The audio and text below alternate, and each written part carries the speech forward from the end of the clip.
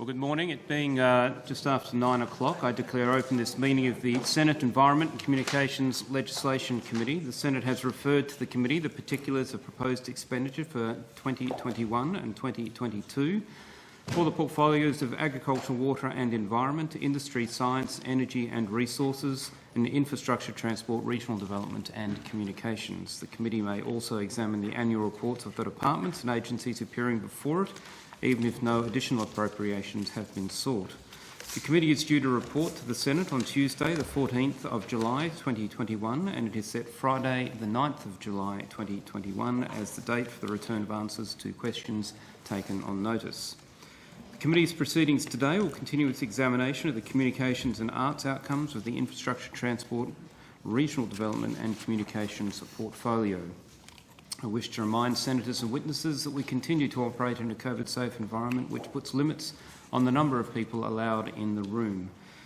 Senators, departments and agencies have been provided with advice on the arrangements in place to ensure that these budget estimates are conducted in a safe environment. This guidance is also available from the Secretariat if required. The committee will be conducting today's hearing in person. Some witnesses will be attending via video conference. Thank you in advance for your patience with any technical issues we have along the way. Under Standing Order 26, the committee must take all evidence in public session. This includes answers to questions on notice. Officers and senators are familiar with the rules of the Senate governing estimates hearings. If you need assistance, the Secretariat has copies of the rules. I remind all witnesses that in giving evidence to the committee they are protected by parliamentary privilege. It's unlawful for anyone to threaten or disadvantage a witness on account of evidence given to a committee, and such action may be treated by the Senate as a contempt. It is also a contempt to give false or misleading evidence to a committee. The Senate, by resolution in 1999, endorsed the following test of relevance of questions at estimates hearings. Any questions going to the operations or financial positions of the departments and agencies which are seeking funds in the estimates are relevant questions for the purposes of estimates hearings. I remind officers that the Senate has resolved that there are no areas in connection with the expenditure of public funds where any person has a discretion to withhold details or explanations to the Parliament or its committees unless the Parliament has expressly provided otherwise. The Senate has resolved also that an officer of a department of the Commonwealth shall not be asked to give opinions on matters of policy and shall be given reasonable opportunity to refer questions asked of the officer to superior officers or to a minister. This resolution prohibits only questions asking for opinions on matters of policy and does not preclude questions asking for explanations of policies or factual questions about when and how policies were adopted. I draw the attention of witnesses, particularly to an order of the Senate of 13th of May 2009 specifying the process by which a claim that information or a document is confidential or consists of advice to government is not a statement that meets the requirements of the 2009 order. Instead, witnesses are required to provide some specific indication of the harm to the public interest that could result from the disclosure of the information or the document. Officers called upon for the first time to answer a question should state their full name and position for the Hansard record, and witnesses should speak clearly into the microphones. And if people could please turn their mobile phones off or to silent. I welcome back Senator the Honourable Jane Hume, Minister for Superannuation, Financial Services and the Digital Economy and Minister for Women's Economic Security, representing the Minister for Communications, Urban Infrastructure, Cities and Arts, and portfolio officers. Minister, do you wish to make an opening statement? No, thank you, Chair. I also welcome Mr Stephen Rue, Chief Executive Officer of the NBN Co. Ms Dyer, I thank you, given what's happening in Melbourne, for making the effort to come and join us today. It is a substantial body of evidence and your presence here in person is appreciated. Mr Rue, do you have an opening statement? I do, Chair. Thank you. Thank you very much, Chair, and good morning, Senators. As you just mentioned, with me today is our Chief Operating Officer, Catherine Dyer. I'd also like to thank her for coming to us today from Melbourne. We have our Chief Customer Officer, Brad Wickham, who's sitting behind Catherine, and we have our Chief Engineering Officer to my left, to your right, Senators, John Parkin. I know the committee requested specifically that Philip Knox, our Chief Financial Officer, appear. Unfortunately, he's recovering from an accident whereby he broke his shoulder off falling from a bike, so unfortunately he's not able to be here today. Finally, I want to acknowledge Firstly, I want to acknowledge that today marks the start of National Reconciliation Week, and it's great to be part of an organisation that engages and connects with First Nations peoples, cultures and communities. NBN Co has had a vital role to play in driving digital capability and, importantly, connecting Aboriginal and Torres Strait Islander communities. And it's just one example. We were able to do this successfully for more than 50 First Nations communities isolated at the height of the COVID-19 lockdown restrictions. We're also committed to supporting employment opportunities for First Nations people, and will continue to build on our commercial relationships with First Nations-owned businesses and suppliers. The people of NBN Co have worked hard to build our nation's digital backbone and continue to evolve the product offering and improve our customer service to support Australia's long-term prosperity. In February this year, we reached our biggest milestone yet, connecting 8 million homes and businesses to NBN. And as we move away from a construction focus to being a customer-led service organisation, we continue to invest in the network and in product solutions. Last year, we were able to announce continued network upgrades and further plans to make our highest wholesale speed tiers available across the nation. By 2023, our highest wholesale speed plans will be available to up to 75% of premises in the fixed line footprint. This work is already underway, with the announcements of the suburbs and towns representing 1.1 million homes and businesses set to benefit from the extension of fibre deeper into the communities. We're also seeing strong demand for our highest speed tiers, more than 1.4 million customers on speed tiers of 100 megabits per second and above. And that all points to very strong progress the company is making. But today I also want to address several critical issues that I know will be of interest to you. Firstly, you will have seen some media reports around issues arising from our new field service management system known as Unify. Unify was designed to address issues like missed appointments or work not being completed right the first time, and getting better information to retailers about technician location. We launched Unify in Victoria and South Australia before taking it to other states. Unfortunately, upon launching in New South Wales, some technicians have experienced reduced productivity schedules and work allocations, resulting in longer wait times for Connect and Assure appointments. And there have no doubt been some bugs in the system. But as problems have been identified, our staff have worked diligently to manage these issues to improve performance and establish an ideal future operating state. We have shared with our retail service providers a plan that has us returning to the wholesale broadband agreement performance levels by the end of June this year. Over recent weeks, NBN have met with the Communications, Electrical and Plumbing Union of Australia and delivery partners to resolve industrial concerns with a view to improving the experience for technicians and customers alike. We will continue to work with our delivery partners and the wider industry to resolve any emerging issues as we embed this new system. And Catherine can go into more detail later about our recovery plan. I mentioned at the last hearing that we had identified an issue with a component in some fibre to the curb network connection devices, or as we call them NCDs, that fail when subjected to certain rare conditions. In areas that get a lot of electrical storms and which have high resistance to earth due to geology, and where FTTC is a technology, the devices can be affected by nearby lightning strikes. As I said last hearing, this is a complex electrical issue. When lightning hits the ground, it creates a voltage difference between premises connected through copper lines to a central distribution point. In some instances, when the voltage difference is high enough, the NBN devices will fail, and this causes the broadband connection to be lost. It's very important to emphasise that throughout this process, safety has been our foremost concern.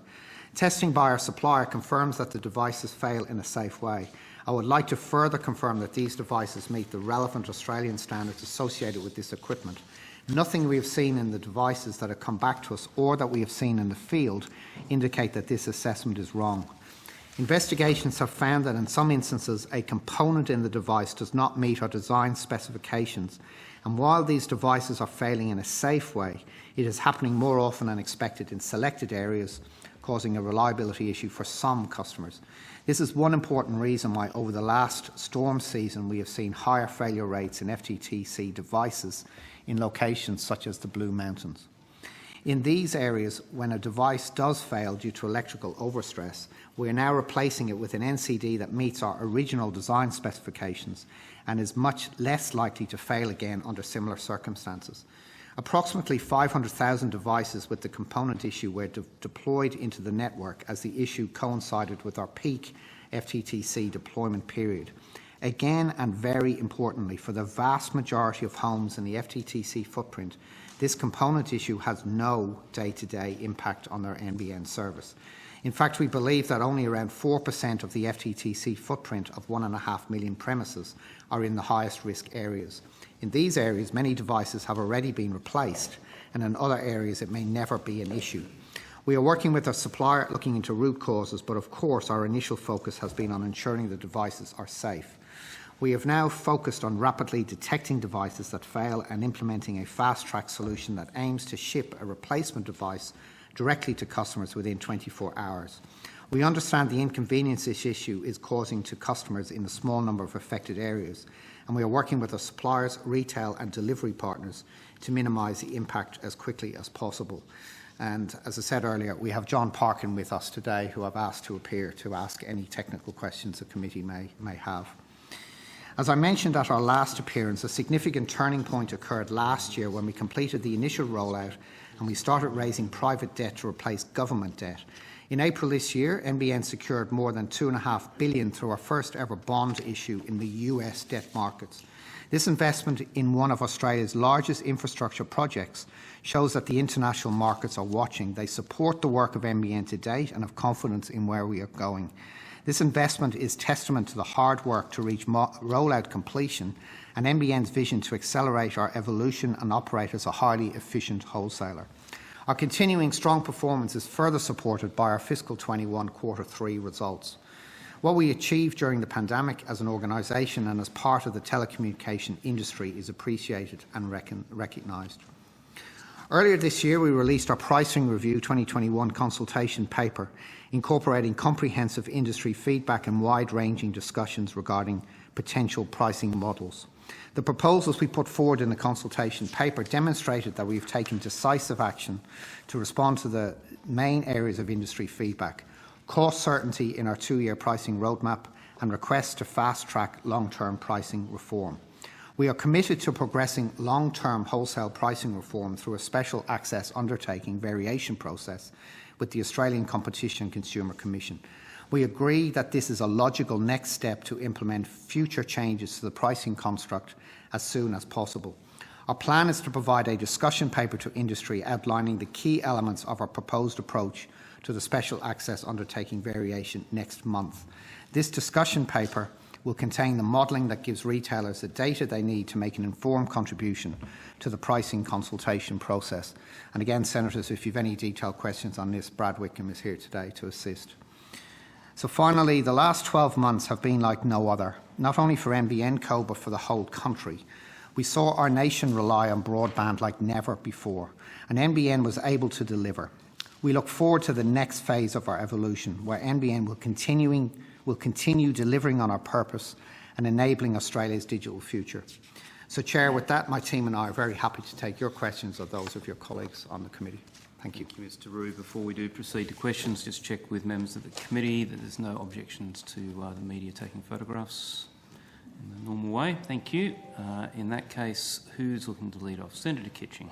Thank you, Mr Roux, for your opening statement and for your team being here as well, and pass on our best to Mr Knox. Thank you. Thank you for your opening statement.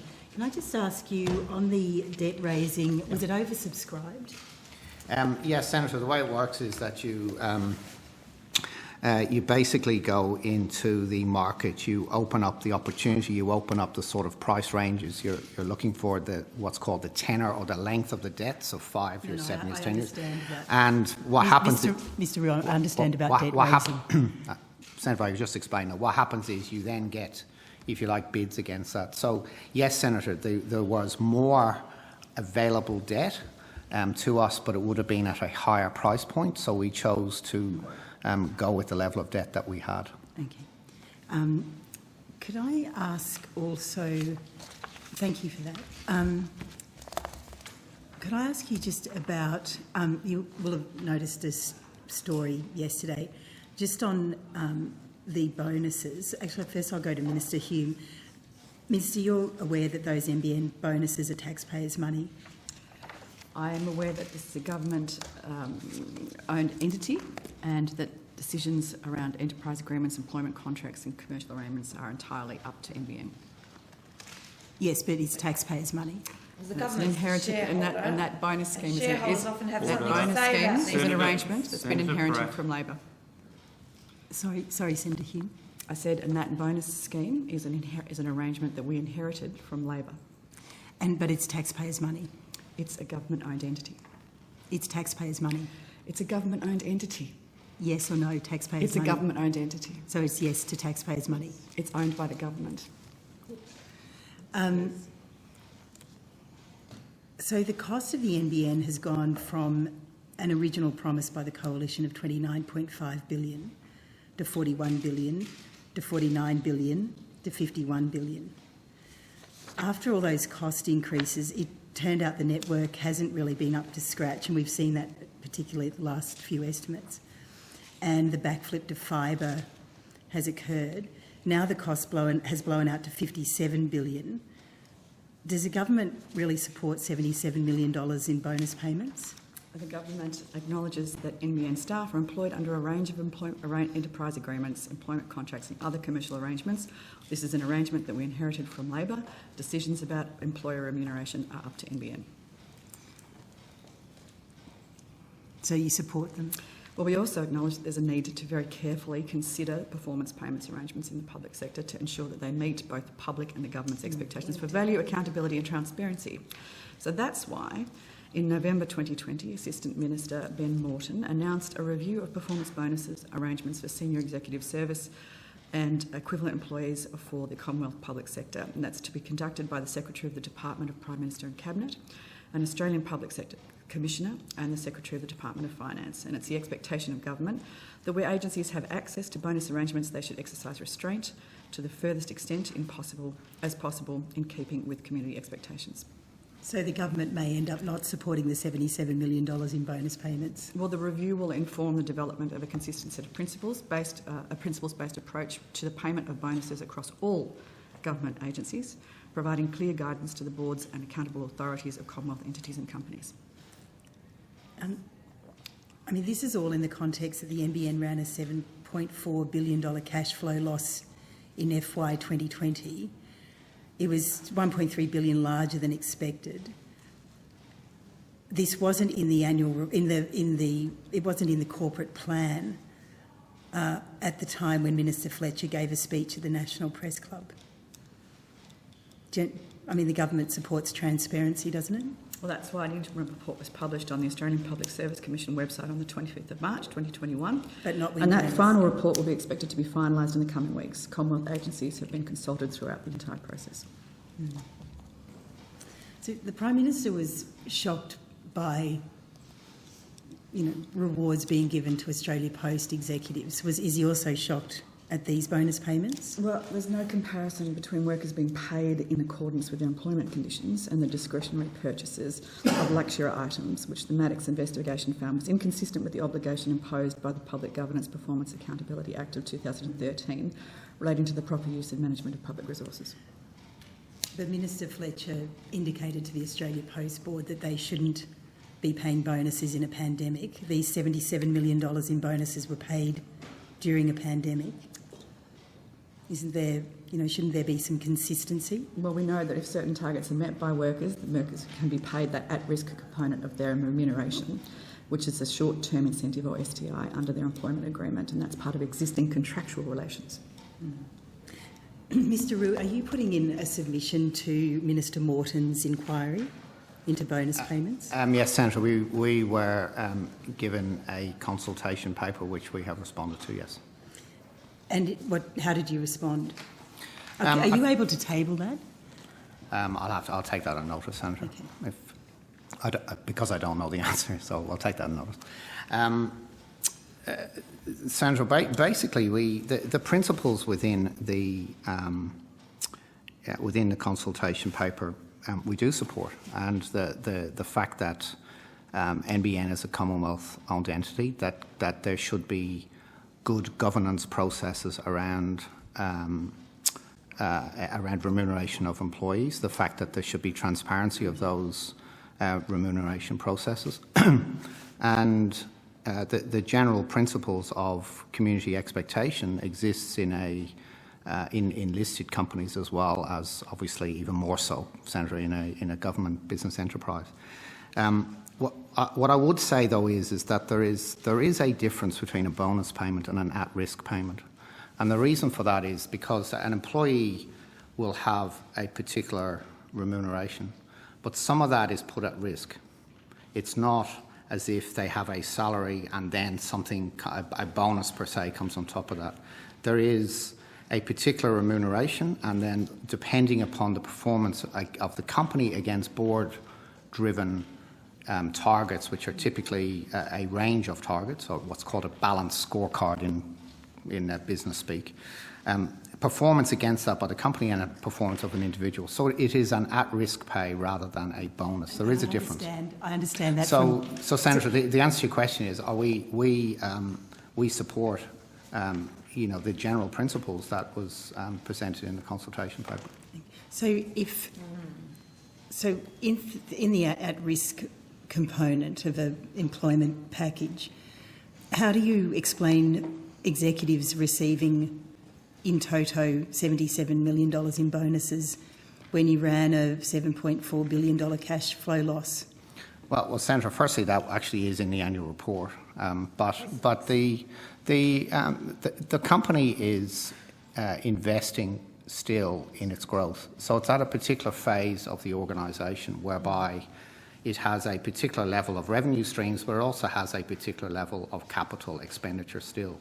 And the cash flow loss, as you say, could be looked at as a different way, as an investment by the company into broadband services, which are crucial for the economic welfare of the nation and for the societal welfare of the nation, and indeed for Australians' competitiveness internationally. So rather than look at that as a cash flow loss, you would never start a company, Senator, if you just looked at cash flow losses. This is an investment into the future of effectively broadband infrastructure in the nation. But it was $1.3 billion larger than you thought it was going to be. Well, but Senator, that's because of the reasons that were laid out in the corporate plan, whereby there was additional investment made that year for a range of things. So Senator, break that down, that 1.3, 700 million of that is additional capital expenditure, and that is really around a topic I know you're interested in, which Catherine can talk at length about if you wish, but is the additional premises that we built during 2020 and the additional connections that we made during 2020, and that has a capital impact, but it's also building the future of the company, so it's a good thing.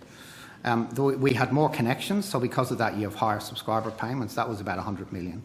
And then there's a series of cash flow. The other $500 million is purely cash flow. It is purely timing of things like when we paid creditors. We've had a higher inventory balance than we balanced, but then we budgeted for, which I'm glad we did, because when COVID came we had inventory on hand. So Senator, 500 million, that's just timing, and the rest is further investment into NBN's infrastructure.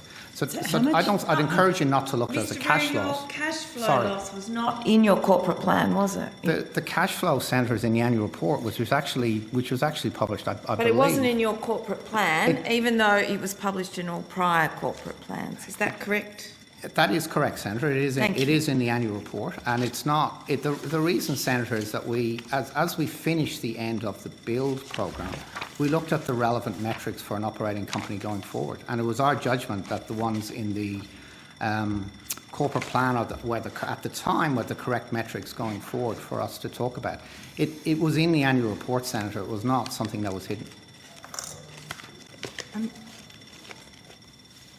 How much of your salary, what component or percentage of your employment, your remuneration package was at risk?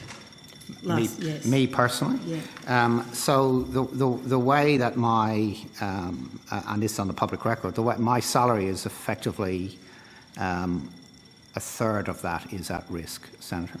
So I may not receive. Your salary is 1 point. Is it 1.1? The fixed component. It's actually, Senator. Can I?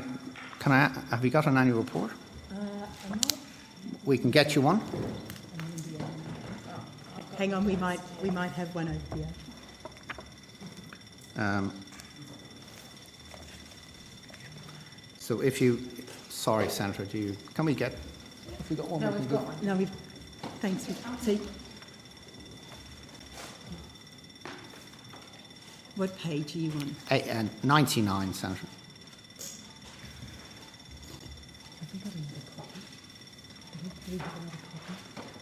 Mr. Rue, I might have to take you up on your kind offer. Oh, hang on. That's right. On page 99, Senator, there's a table. It's in the remuneration report, which is a report of the Remuneration Committee, which is a subcommittee of the board, that's published in our annual report and has been, I believe, has been since the start of the company. Actually, Who's on 2010. the Remuneration Committee? And is that its full name? Is it Remuneration and Audit, or is it just Remuneration? It's the Remuneration Committee. Okay. And who's on that? So on that is our chairman, Dr. Swikalski. Yes. So sorry, it's called the Senator. It's called the People and Remuneration Committee. People and Remuneration. So on that committee is Dr. Swikalski, who's the chair, Mr. Michael Malone, Mr. Drew Clark, and Miss Kate McKenzie. Sorry, Miss. Kate McKenzie. Um, And I'm sure it's in the annual report, Senator, if I can... yes, it should be. Actually, Senator, if you have a look at page 75...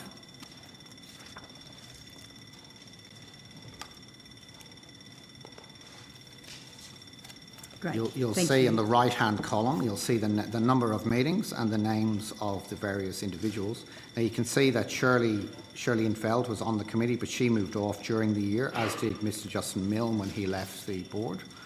But the remainder is Mr. Michael Malone, Kate McKenzie, and did that... Swikalski. And although I'm there, Senator, I appear not as a member of the committee. I attend. Sorry, Mr. Rue, what was that? You are... Sorry, although I'm down as attending the committee, Senator, I attended in my capacity as Chief Executive, yeah. not my capacity as Director. I'm not a member of the committee. Okay. And was it that the People and Remuneration Committee that approved... Do they have any role in approving the bonus payments? What they do is they review a range of remuneration issues and people issues, and yes, they are the ones who recommend the pool of the short-term incentive to the board, and then the board actually then will take that. And is that for all bonus payments, or is it just for executive level? So the way it works, Senator, is that there is what I called earlier a balanced scorecard. So in 2020, it was a range of metrics. NBN controlled. It's in the report. Why am I? If you go to page, I'm sorry, I'm going to jump around here if I can find it.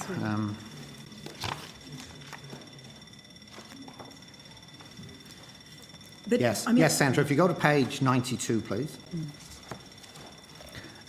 If you see on page 92, and this is sort of corporate best practice how this is laid out. So you have the purpose of the organisation, you have its strategic imperatives, and then you have the at-risk components that are related to meeting the strategic imperatives so as to hit the purpose of the company. Yep. So you can see in 2020 there's NBN controlled end user experience, customer advocacy, premises ready to connect, premises active, and EBITDA, or earnings before interest and tax, depreciation, amortisation, before subscriber costs. They were the 5 metrics.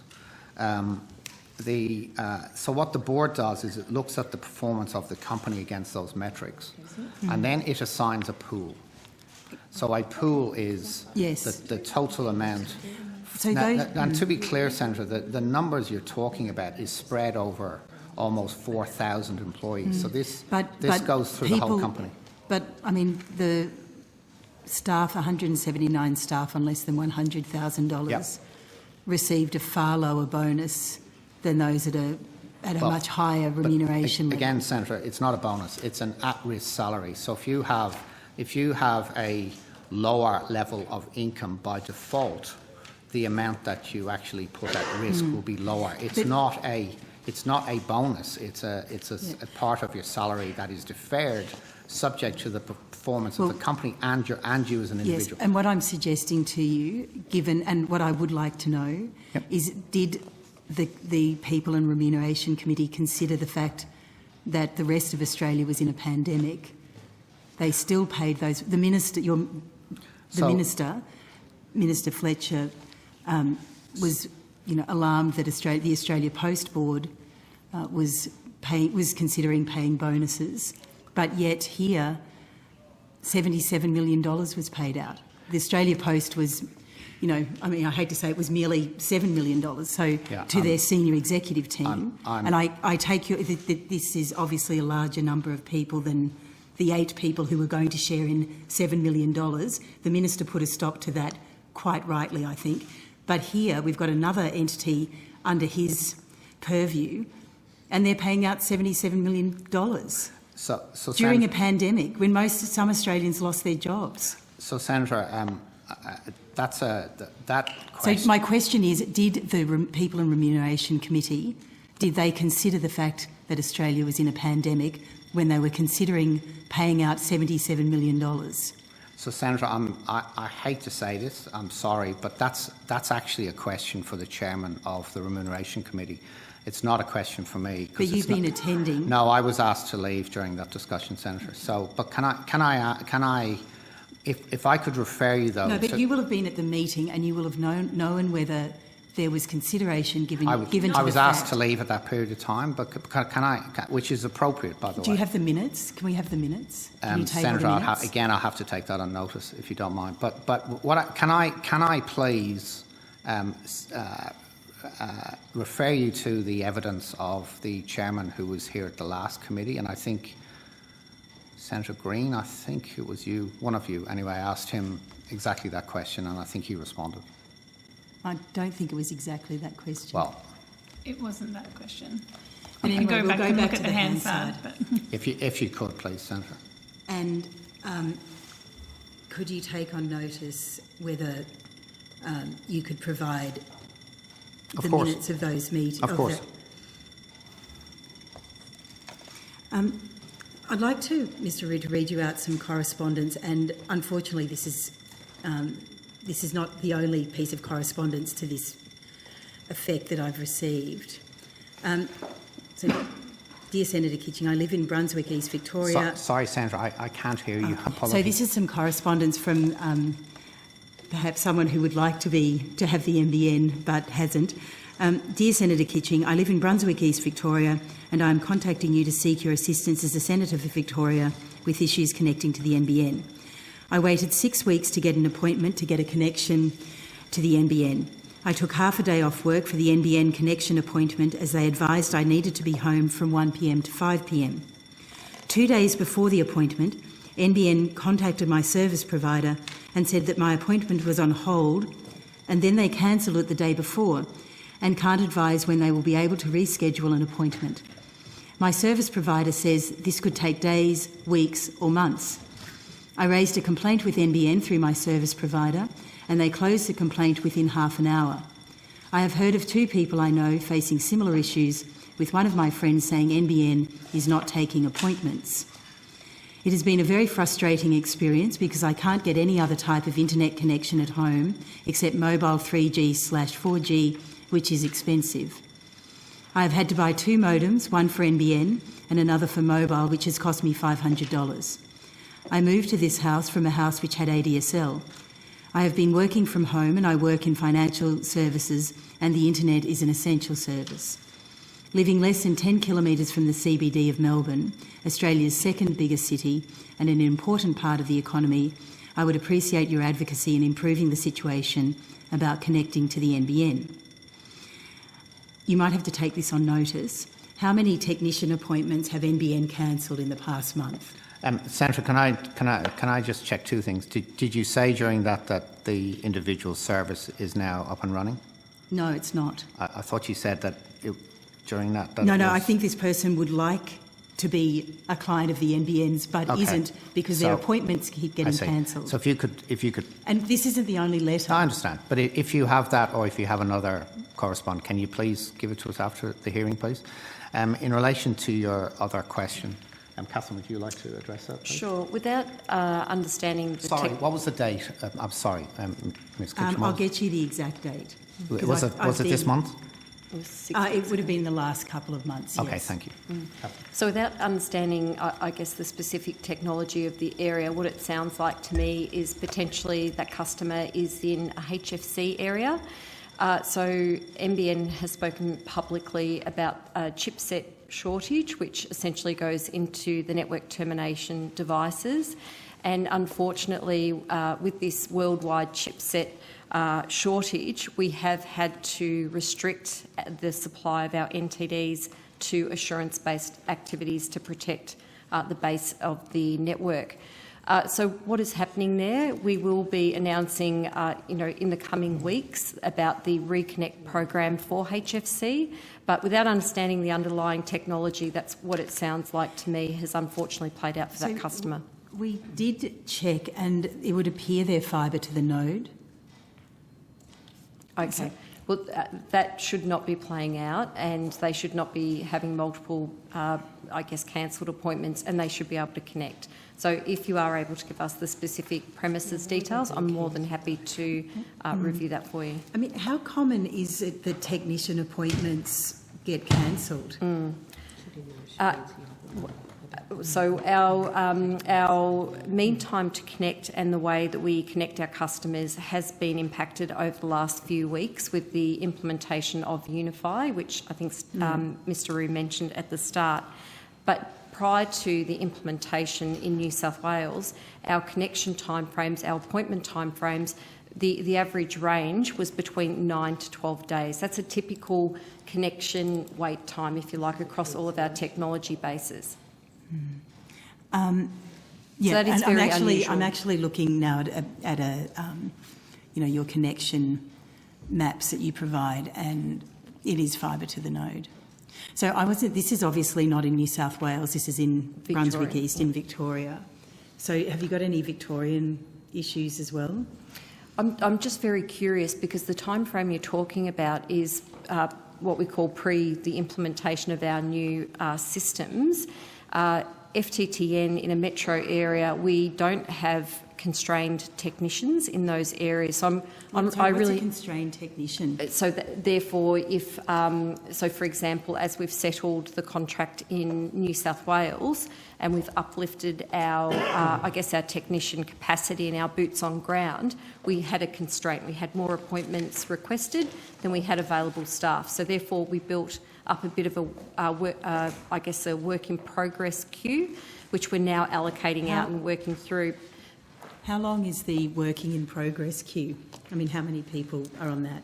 Okay, so we have we carry a normal, what I would call business as usual work in progress queue. So currently for connections nationally, we're about 20,000 above what we normally operate in a BAU environment. That has been coming down over the last 2 weeks, and as Mr. Rue said in his opening statement, we are expecting that to be fully back to BAU by the end of June at the latest. So it's 20,000. What's the figure? It is. But I think it's 21,300 when I looked at it last night. Okay, so normally it's about 1,300.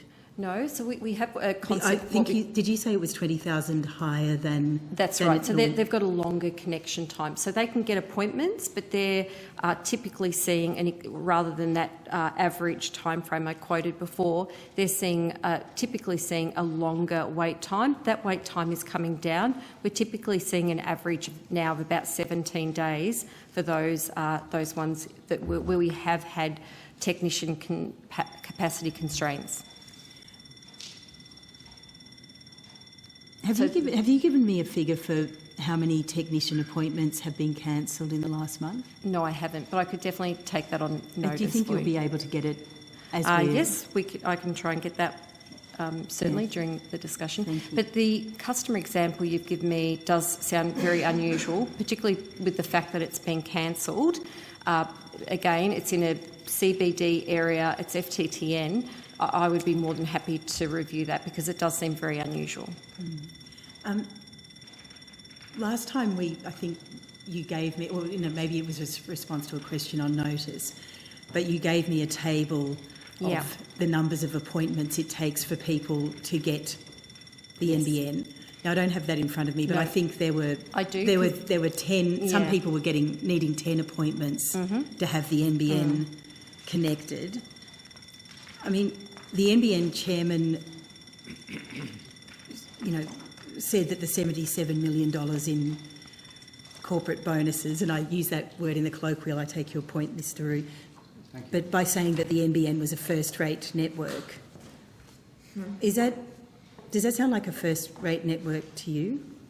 Senator Kitching, Yes. I have the numbers that from our discussion from last time, because you did ask me to give you an update Thank you. the Yes, next I time we did. caught up. So, Yes, thank you. Senator, can I?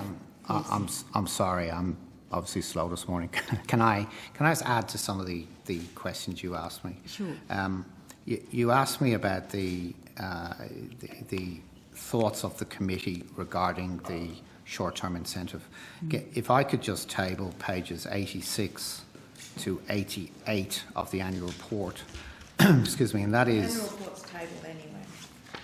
Okay, thank you, Senator. What that is the again, it's a normal process, but this is a letter from the chair of the People and Remuneration Committee, which outlines the committee's thinking. So if table's the wrong word, Senator, if I could just refer you to that, thank you. I'm not sure. The So second, sorry. I just want to make. sorry. Is it page 88? I'm sorry, page 86 through 88 is a letter from the chair. And it's a letter from Which outlines the thinking of the Remuneration Committee. Secondly, Senator, you asked me about our response back to the government's review. The other very important point that we made was that NBN sources the vast majority of its talent from the corporate sector. Plus, we have some very, very important skills. So something like cyber security, which, Senator, you'd appreciate, is something I don't talk about publicly for good reason, but cyber security skills are needed as a national infrastructure business, engineering skills, data scientists. So we need to have a remuneration structure that reflects the ability to attract and retain staff. And we do not pay, I can tell you, we do not pay at the top of the market. We play very much in the medium of the market. So our remuneration structures need to be reflective So of... how many cybersecurity experts or engineers have you employed? We would have... John, you would know that. Yeah, we've currently got a team of around 40 that we're working on cyber security. 40 on cyber. And that's a combination of a security team that's dedicated on a number of levels, plus support we have in our IT world. From an engineering point of view, our core engineering base would be circa around 150-160 core engineer. But they're just buried within your organisation, John. Within Catherine's team, within Brad's team, we also have skilled engineers. But they're just some examples, Senator, whether it be network operating people, whether it be HR people, finance people, they all come from the vast majority come from the corporate sector. So we made that point. Yeah. The other thing, Senator Pratt, if I could correct something I said to you, I'm sorry, it was my error. I said to you the annual report was out before the corporate plan. That's not true. No, the annual report was tabled in, I believe, October, Senator, and the corporate plan was tabled in September. So I just wanted to correct that. Apologies for... have you had any cybersecurity incidents? Senator, if you don't mind, that's not something we talk about. Right. If you don't mind, thank you. I'm just going to quickly go through some questions. So thank you for pointing out Dr. Switkowski's letter. Sorry for being slow. I should have mentioned it. No. That's... why is copper still being used if it's a first-rate network? Well, Senator, if I could just go to the... Catherine can answer that specific question, but NBN supported... You asked about the quality of the network. NBN supported the nation during a period when people were working from home, educating children from home, I'm asking why copper is still being used. Senator, I'm going back to... You asked about the quality of the network. And it's not just NBN, it's also our retail partners. But the telecommunication industry, if it wasn't for the fact that people had access to high-speed broadband, lockdowns could not have continued in the period of time it did because people simply couldn't communicate or work or study or do telehealth. So the network absolutely lived up to the needs I'm of the community asking during why copper is still being used in 2021. I'm not asking I'm answering a previous We are all question. aware that people had to remotely I'm just connect answering to a work previous and question, school. Senator, about now in terms of copper. In terms of our copper use, where we do need to install a new lead-ins for FTTC or remediate those lead-ins on a case-by-case basis, we do use copper in those instances. And we also, if we have any remediation jobs on fibre to the node, we will selectively run copper as well. So there is still a place Why aren't you using fibre? So if I look at the immediate as-built network, so for example, if you're in an FTTN area and you're a customer and you're having a service impacting event, the fastest way for us to reconnect you is via your native technology. To go back and redesign, reinstall a new network, you couldn't get the customer activated in a short period of time. So it is very much part of our... Didn't you have to do an overbuild of the copper network? Sorry, Senator, can you ask that again? Well, I thought that you had to do I thought we discussed this actually, maybe not last time, maybe late last year. You had to do an overbuild of the copper network with fibre. No, Senator. What we announced last corporate plan was that we would, over a period to December 2023, amongst other things, in a HFC and in fibre to the curb, but in the fibre to the node area, that we would build fibre in the street for 2 million, that passes 2 million homes, which is a little under half of the fibre to the node network. And then when a customer ordered a higher speed tier than they can get under the fibre to the node, that at that point we would build the fibre and they could access a higher speed. So we're not overbuilding fibre to the node per se. In a sense, it's not a forced overbuild. If people want higher speeds and copper can't provide it, we will provide that through fibre leading for those 2 million areas. But the fibre to the node network will continue to perform for those who don't want to take up that additional service. So, Senator Kitchen, you've had a half-hour run. Can I just ask one? You can ask question? one more, and then I'm going to give the call to Senator Mann. Thank you, Chair. In a recent question on notice, it sort of breakdown of NBN bonuses by salary band. The question on notice indicates that NBN paid out bonuses to 179 employees on a base salary between $0 and $100,000. What I'd like to understand is how many people does NBN employ in total who receive a base salary between $0 and $100,000? Yeah.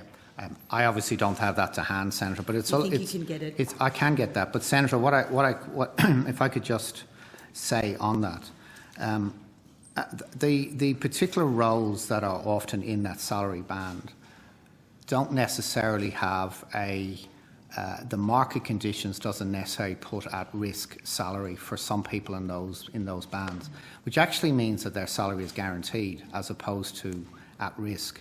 So it's the way that but they're earning a lot less. No, what they are.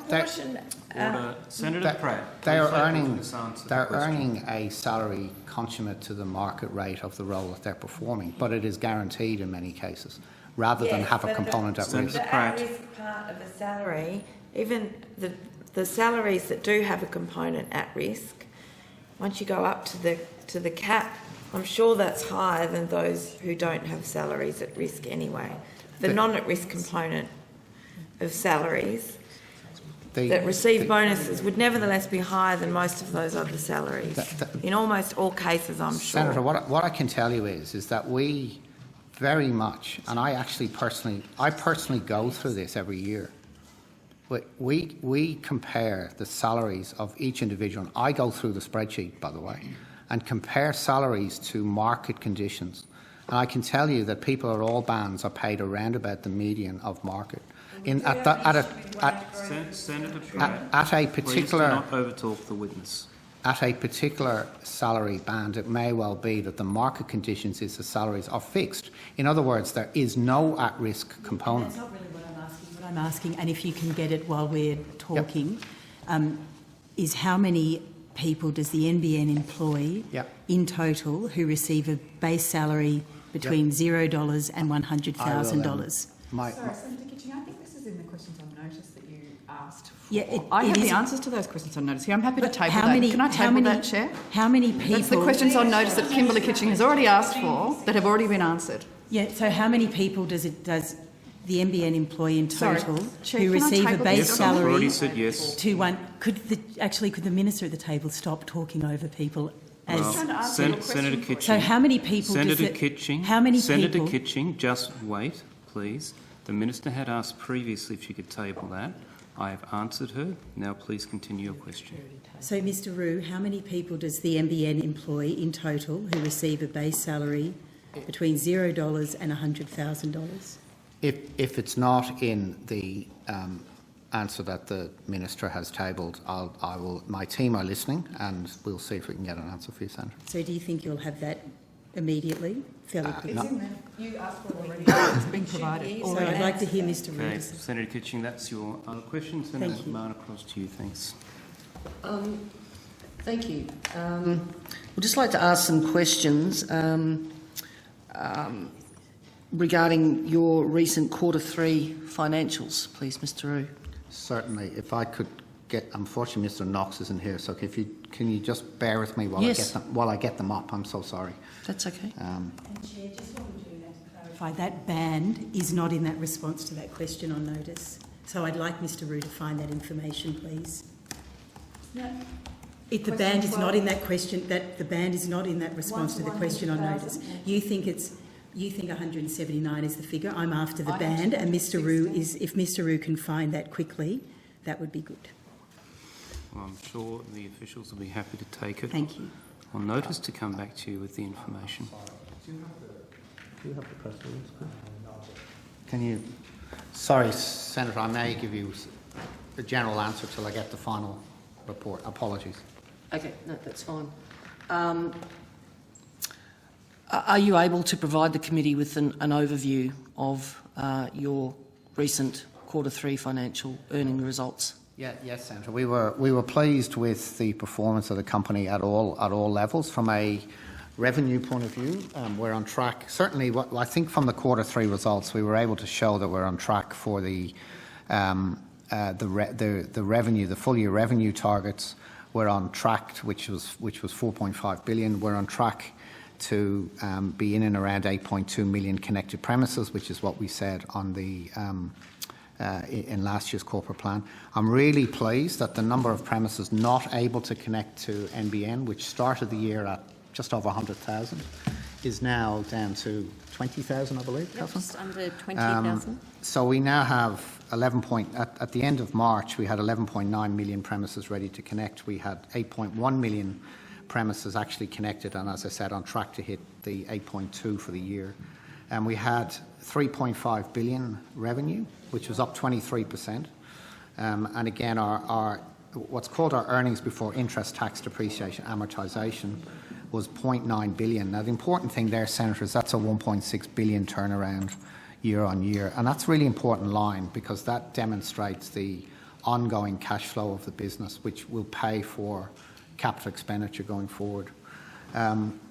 We also were able to,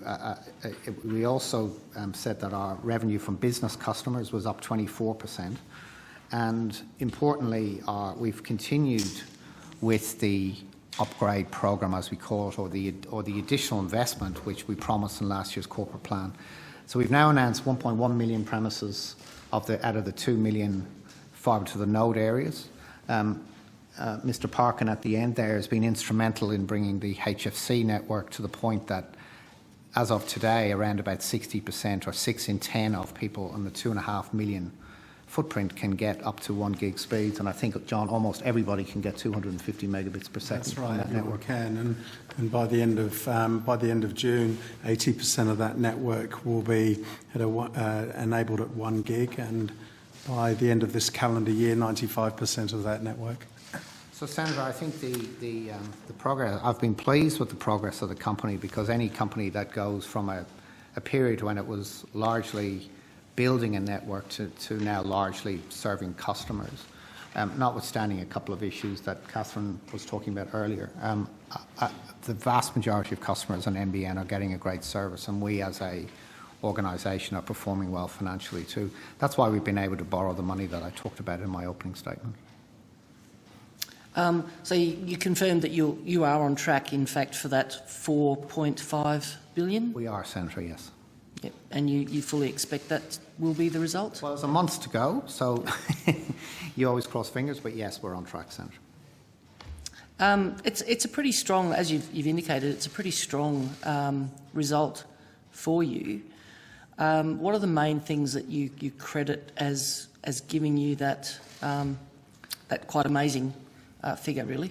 Yeah, I think, Senator, that when we sat down to do our long-term plan way back in 2014 and 15, when I first joined the company, with in fact Mr. Whitcomb, we always looked at this period as a period of transition and a period whereby we would need to work on getting greater and greater operating efficiency and driving our revenue streams. So there's no doubt that the fact that we have built the network by June 2020 that we said we would, we've seen the take-up rate that we've said we would for 6 years, and that's enabled us to have lots of customers on the network.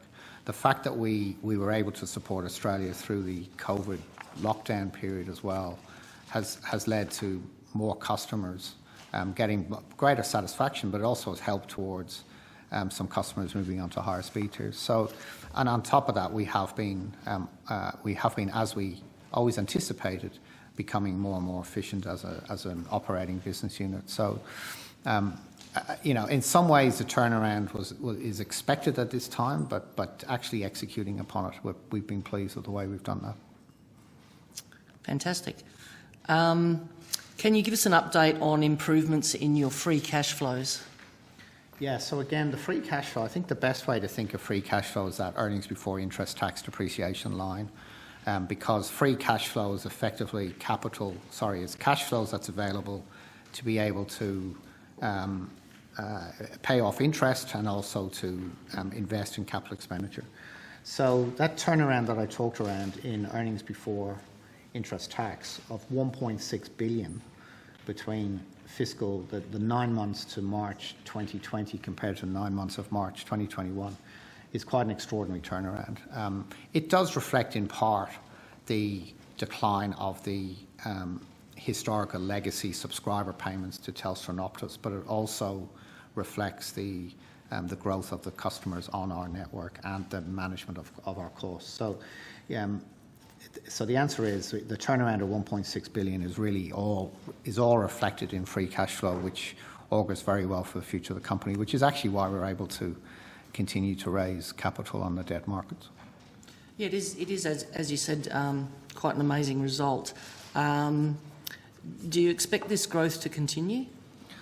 Well, Senator, I'm always reluctant, as you know, in this committee to speculate around the future, but obviously if we continue to build customers on our network, we continue to deliver great services to them, there will be further roll-off of legacy payments, and there will be, as we go from having an operating unit that largely supported build and a large build, we're still building, we'll always build, that's part of any network, but a large-scale nationwide build and serving customers to one that's primarily serving customers, you would expect us to continue with operating efficiency. So, all things being equal, you absolutely would expect this to continue. Great.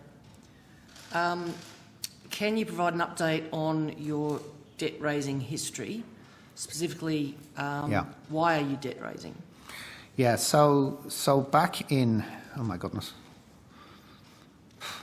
I'm going to say 2018, but that could be the wrong date, but around that time, we entered into a loan agreement with the Commonwealth Government whereby on top of the Commonwealth Government providing us $29.5 billion equity, they agreed to provide us a $19.5 billion loan at a fixed interest rate of 3.96 that had a repayment date that was since extended in a further agreement to June 2024. So basically the Commonwealth's exposure or the shareholders' exposure to NBN is equity of $29.5 billion and $19.5 billion worth of debt, which it expects the company to refinance. So we're in the process of raising capital on the debt markets and through banks to do two things: to refinance that $19.5 billion loan and to enable us to continue to invest in the programs that we've been talking about, the fibre to the node, the fibre extension in the street, the HFC work, the fibre to the curb work, and ongoing investment in co-investing with state governments and into particularly small and medium business enterprises. So, the answer to your second question is the reason why we're raising capital is primarily to refinance that loan, but also to continue to have capital to keep investing. The history of this is that we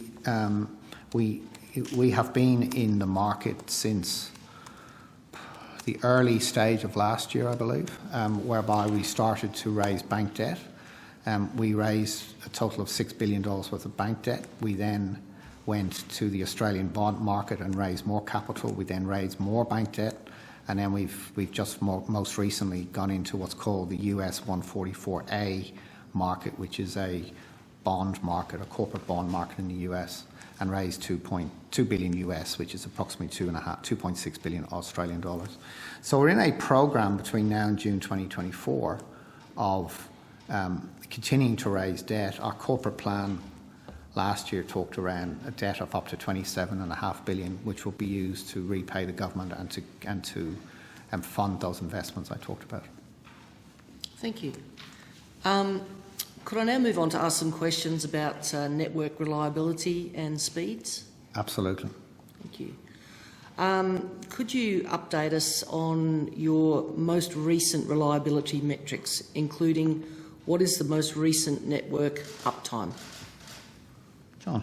Yeah, across the board, we're in terms of the overall network performance, Senator, I'll get that question on notice so that I'm just absolutely with the team, just factually correct. But we've certainly been working to improve the overall network, and as Mr. Roos said, as we're building out the capacity of the network, we're currently sitting across the board of 35% of the overall network where customers can now reach in and receive a 1 gigabit speed, and we're continuing to build that capability across all of our technology types at the moment. But I'll get you the actual number in a couple of minutes. Okay, thank you.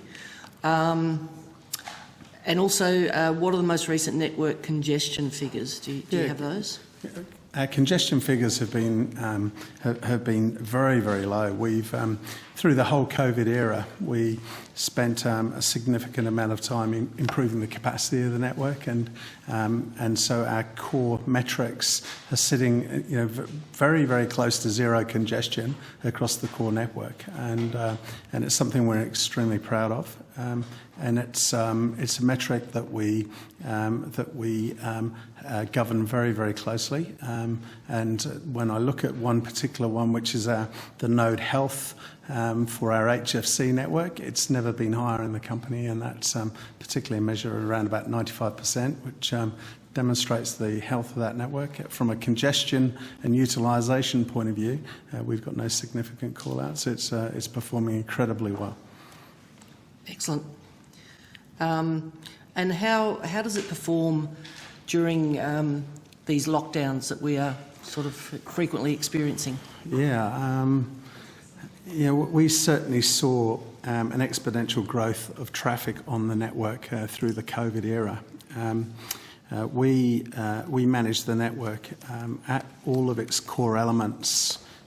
We look very much for utilisation, we look for congestion, and we've been able to stay in front of demand, and we've taken significant steps to proactively increase the overall headroom of the network.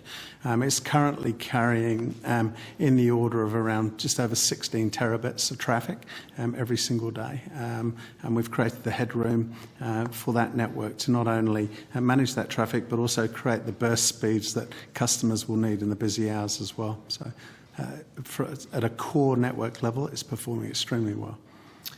So it has no problem coping with the increased traffic? No, we've had no significant congestion issues across the network. Fantastic. With regard to speeds, what proportion of customers would you have on plans greater than 50 megabits? We might have to switch a room here. Okay. And Brad will have all that, I'm sure. Yeah.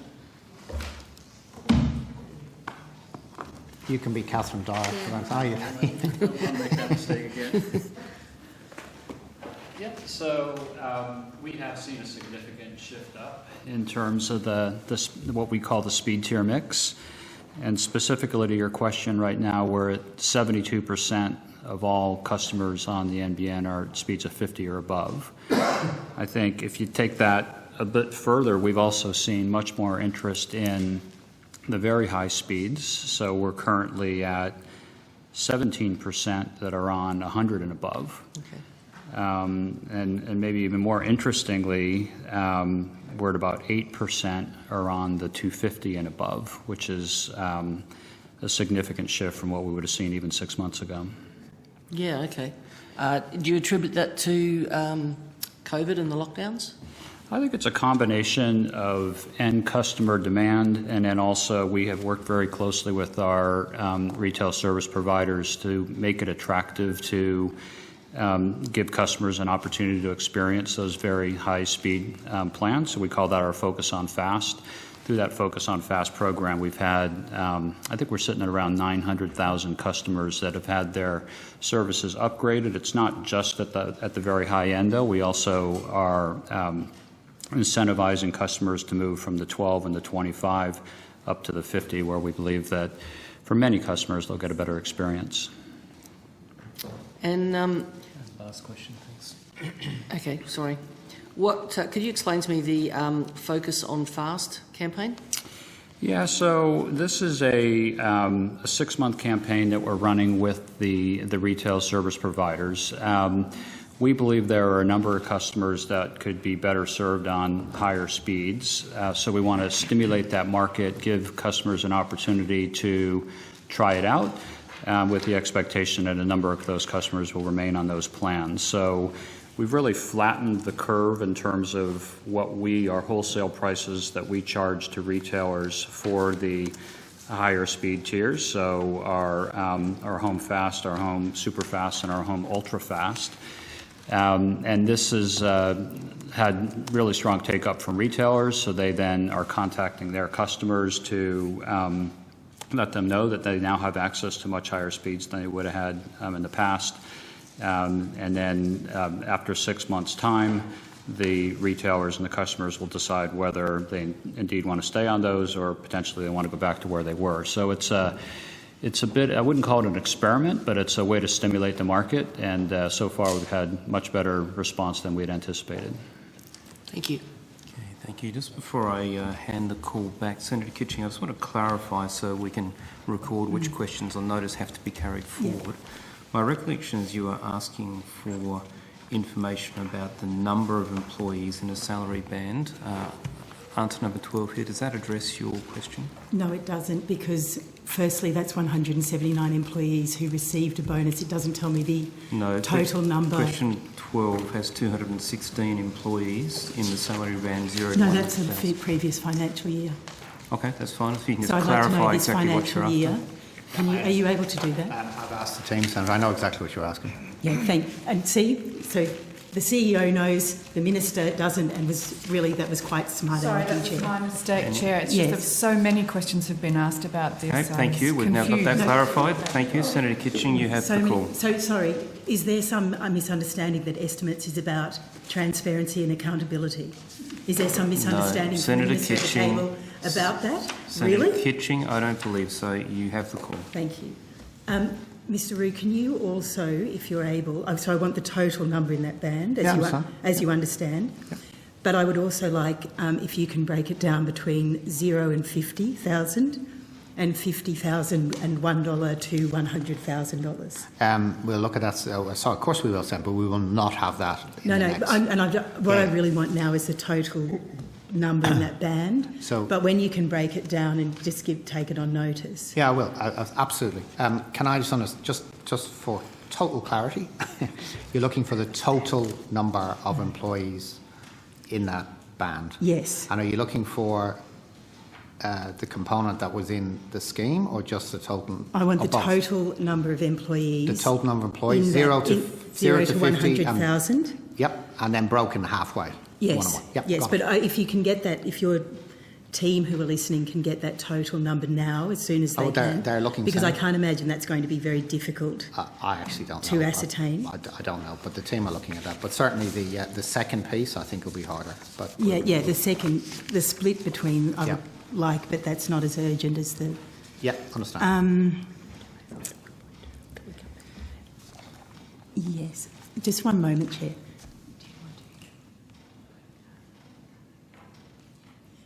Chairman, might go to Senator Sheldon and then come back to me. Senator Sheldon, yeah. Thank you. Thank you very much, and good morning to you all. Morning, Senator. On the 9th of May 2021, the CPU wrote to you raising a number of serious matters, Mr Rue, affecting the workforce and seeking a meeting with you. The specific matters raised in that letter was the S-Max dispatch platform, the pyramid contracting scheme undermining working conditions in the industry, minimum rates, and finally examples of malfeasance, corruption and misuse of public funds. Mr Rue, I understand that you received a response from the CPU again last night, whilst they've been waiting for a meeting with you for 18 days, and a further request was made last night. Are you going to meet with the CPU? Yes, Senator. So a few things on that. There's been multiple members of my team, including people in. I thought you were Catherine. Maybe we should get Catherine back up here again. Multiple people in Catherine's team who's been involved at various levels, Senator, to address at a ground level some of the questions that have been asked. I actually wrote back this morning following the letter. Just before estimates, that's very timely, Mr Rue. I got a letter last night, Senator, so I actually responded this morning. You received a letter, Mr Rue, on the 9th of May. That's correct, isn't it? We did, Senator, and following that, we had multiple meetings with various levels of the union, and we responded. My head of people and culture responded on behalf of the company to the letter. But since then, I'm very happy to meet Shane, Senator. Who are the levels of the union that you've met with since the 9th of May? Can you provide that to us? So we did meet with the head of the CPU, and what date was that, Ms. Dwyer? I will have to check. I'll check the exact date. It was before the letter to Mr Rue. And it was in relation to some correspondence we'd received from the CPU that our delivery partners had also received, and from direct contact with them. So a meeting was set up with two of my executive general managers in construction and field services. Right, so Mr Rue didn't meet with them? No. Right, no. OK, that's... For clarity... Thanks, Mr Rue. That's thank you, yeah. Ms Dyer. When the serious questions that were raised, the CPU raised examples of serious and willful malfeasance, as I said before, and regarding the use of taxpayers' funds. It's taken 18 days for what is, to me, serious allegations when those allegations are made. I can understand having other junior executives involved, but I would see that logically, Mr Rue, those allegations are very serious. They're something that you'd want to get first-hand and then have your crew look at. Yep. This is a, or is it trying to be whitewashed? No, not at all, Senator. Not at all. I absolutely assure you that. That's not who we are. We have I was here at the previous hearing, Senator, and I encouraged, publicly encouraged people who had issues they wanted to raise them even directly with us through what we call our whistleblower program. So not at all, Senator. So you want it raised that way rather than raised with... Not at all. With the union, who can actually... Many of these people are contractors within operations as well. They can raise serious concerns about victimisation. My previous life was actually the elected leader of the biggest small business organisation in this country. For owner drivers. So I know the sort of pressure that can be applied to owner drivers to cut corners and not receive fair payment. Now, so did you and have you, and you haven't for 18 days, met with the CPU on these serious matters? Senator, as I said to you, I actually wrote to, following the letter that I received last night, I wrote back this morning actually asking, I've asked one of my team to set up a meeting very soon. But Senator, rather, what I wanted to do was I wanted to, the people on the ground, the people who know the details, sorry if I could just finish, to get into what was the sort of things that was being raised. Mr. Roux, I respect the fact that you've got a view about it. What I'm saying is that view, in my opinion, is an inaccurate way to actually deal with such a serious allegations that have been made. Senator Sheldon, you have asked Mr. Roux what he has done. You've just indicated you don't agree with his approach, but at least let him answer your question what he has done. You can then ask him further questions. I'm more than happy to have the details of meetings and who attended on notice, when the meetings attended, when these matters were discussed. I have. I want to ask you another question. Senator Sheldon, Mr. Roux was halfway through just responding. Please let him finish. Can I give you an example? Well, we've got 15 minutes. Less than 15 minutes to actually deal with this matter, and there's some serious allegations on behalf of owner-operators that have been Senator Sheldon, dealt with by these people on the NBN. I am happy for you to prosecute your questions, but we do have rules of debate in here which are so that it's not the loudest voice who wins. It's about people having the opportunity to put onto the public record questions and answers about information. That's how democracy works. Mr. Roux, please finish your question. Senator Sheldon, I'll give you some extra time. But let's follow the rules that make this a civilised democracy. I was only, Senator, if you want to move on to another question, that's fine. All I wanted to... Chair, I do want to move on to another question, thank you. Yeah, okay. You just invited me and I said I want to move on to another question. I just want to make a point. If there is a long-winded answer, and I appreciate that long-winded for me, Mr. Roux thinks it's probably concise, and I need to get to the questions. He's already answered the question that I've asked, then I will need to go to the next matter. Then raise a point of order with me and I'll ask the witness to cut his answer short. Thank you, Chair. Does NBN employ a process during its tendering process to ensure its delivery partners are able to pay its workforce fairly and legally? Yes, we do, Senator. So throughout our contracting, RFP process, we do go through Can I just ask you that you can take it on notice? Come on, please allow the witnesses to answer the I'm saying questions. I asked them to take it on notice. I appreciate the Chair has said that we will go a little bit over time, but there are quite a few matters, and I just want to ascertain, have you got a system? Yes, of course we do. Thank you. So ongoing, do you agree with the basic premise that NBN funds are public funds, taxpayers' money? Mr. Roux? NBN is owned by the Commonwealth, Senator, so although we may have funds directly from the government or borrowing from the government or external, we are absolutely owned by the Australian government, Senator. Minister, do you see it as being taxpayers' money, NBN funds? I think that we covered this a little earlier today. Chair, I am confused here because is Labor suggesting that workers at NBN should not be paid in accordance with their employment contracts? Senator, I'm actually asking you the question. Yes. Can you answer it? That's why I'm asking. I'm asking you the questions. That's the funny thing about estimates. Our job is to ask you questions, I'm after for a clarification. And our hope is that you turn around and give an answer. I'm asking for a clarification. Do you agree with the basic premise? To be fair. Order. No, I'm after a clarification. Are Senator you suggesting... Green. You're trying to throw it back in. Minister? May I ask for a Sheldon. clarification, Chair? I understand that. Minister, you've made the point that you put this on the record earlier. Senator Sheldon, if there are things that are different in your question to what was answered earlier, please articulate that. If not, let's move on.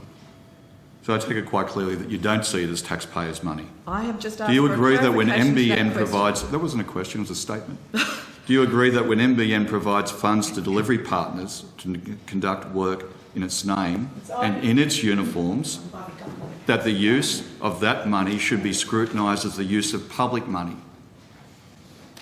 I'm sorry, is this a question for me? Mr. Rue, and then Minister, you'll have an opportunity as well. I think, Senator, that given that NBN is 100% owned by the Commonwealth, the committee is perfectly entitled to ask whatever questions it wishes. Thank you, Mr. Rue. I would like to start with the topic of payment rates, which appears to be the most fundamental factor in what's going on with some of the problems with regards to payments in the SMAX system. On a recent current affairs segment, NBN technicians claimed they were not earning enough to meet the basic requirements of making superannuation contributions. How does this correlate with the processes in place to ensure fair employment and contracting arrangements exist when working on these publicly funded infrastructure projects? In one of those examples, where a person was saying literally he was not able to put food on the table. Sometimes, on some days, he was earning as little as $2. Subcontracted NBN technician Glenn said he makes $100 to $150 out of most of the days that he works on. So how can the system be operating effectively if people are getting so badly ripped off? Senator, so in relation to what you're talking about there, at the last estimates hearing, we were asked about the implementation of our new Contract Unify and our new IT system, and I did encourage anyone that was having issues to write to me, subcontractors, and I have had... Order. Senator Pratt. Senator Pratt. Senator Pratt, I'm the chair of this committee. When I call you to order, you will remain silent. Please allow the witness to continue. I apologise for telling a bit of a story, but I think it's useful to the context of your question. If you could keep it short. Okay. So I had a number of subcontractors write to me. I personally telephoned those subcontractors to talk through their issues as they wrote to me about. They addressed the issues that you are speaking about. So what we have done with the implementation of Unify, we have mapped back their previous rates, we're in the process of doing this, to the revised rates in the contracts they're getting. So we're taking a very diligent approach in how we are looking at what is happening in the field. The second thing we've done, recognising that some techs have had what we call a settling time with the new operating environment, we have introduced what we're calling an interim systems enablement payment. So contractors now working on the NBN, as they're going through the conversion to the new system, can claim that rate for the jobs that they're doing on the NBN. So to your point, we are recognising some techs have had a productivity issue as they've cut over. We are recognising that some of them have had their payments impacted. We've introduced this rate whilst we do the investigation across the two rate platforms, and we continue to improve that environment for our workforce. Ms. Diab, seriously, you're saying to me that you're negotiating individually. How many technicians are paid under this system, and how many contractors that engaged technicians are paid under this system? So we pay the delivery partner. Yes, can you give me just a total figure of people that are within the network? Broadly speaking, an average of field people working on the network is about 1,800 a day. Right. So it's 1,800 a day. You've said you've had a few conversations. Now, there's quite clearly raised in that current affair program serious concern about how the payment system is working.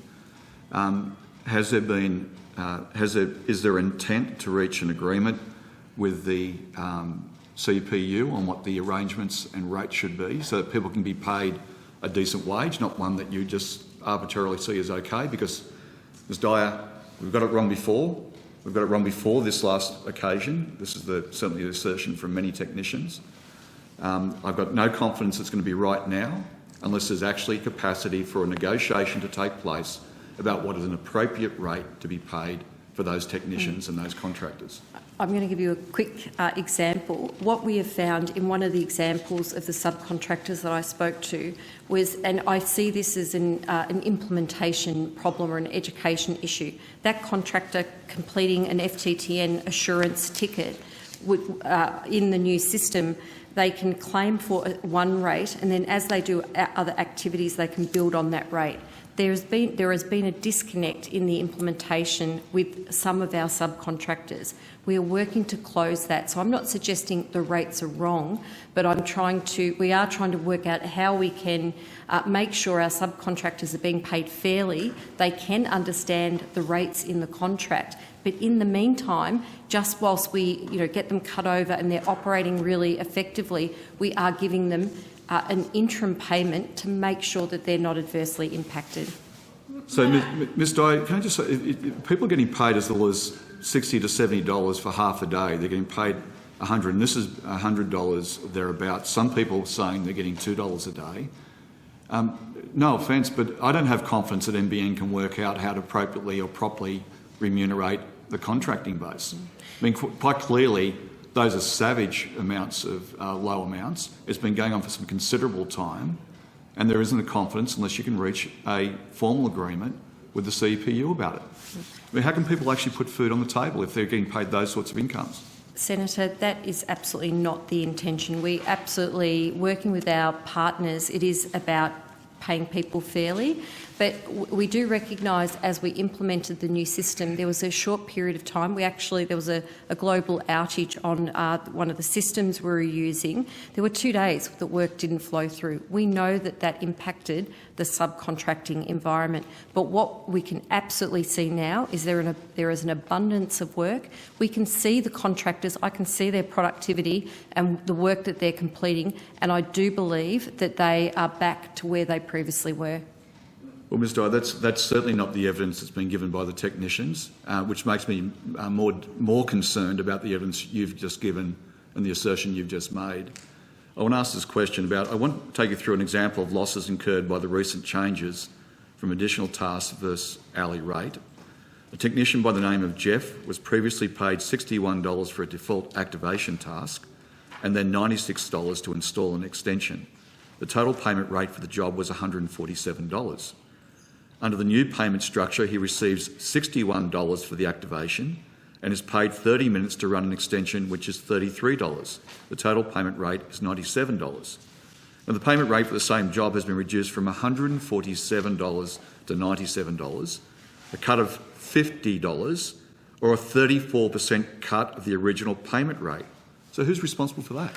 So, Senator, as I said earlier before, we are now, because we've recognised that contractors, in terms of how a task has gone from one contract to another, from one IT system to another, we are doing that line of sight now to compare, to look at what the techs are seeing. We don't believe there's inherently a problem, but we are looking at those types of issues of what the contractor is experiencing and, a fair work value as well. So Mr. Rue, is there a problem when we've got people saying that they are getting paid working and getting paid as little as $2 a day? Have we got a problem when there's a 34% reduction in the original payment rate? Have we got a problem when people say that they aren't able to turn around and put food on their table? That is exactly what that's actually one of the examples I was going to give you earlier, but I'll let you ask another question. That's why.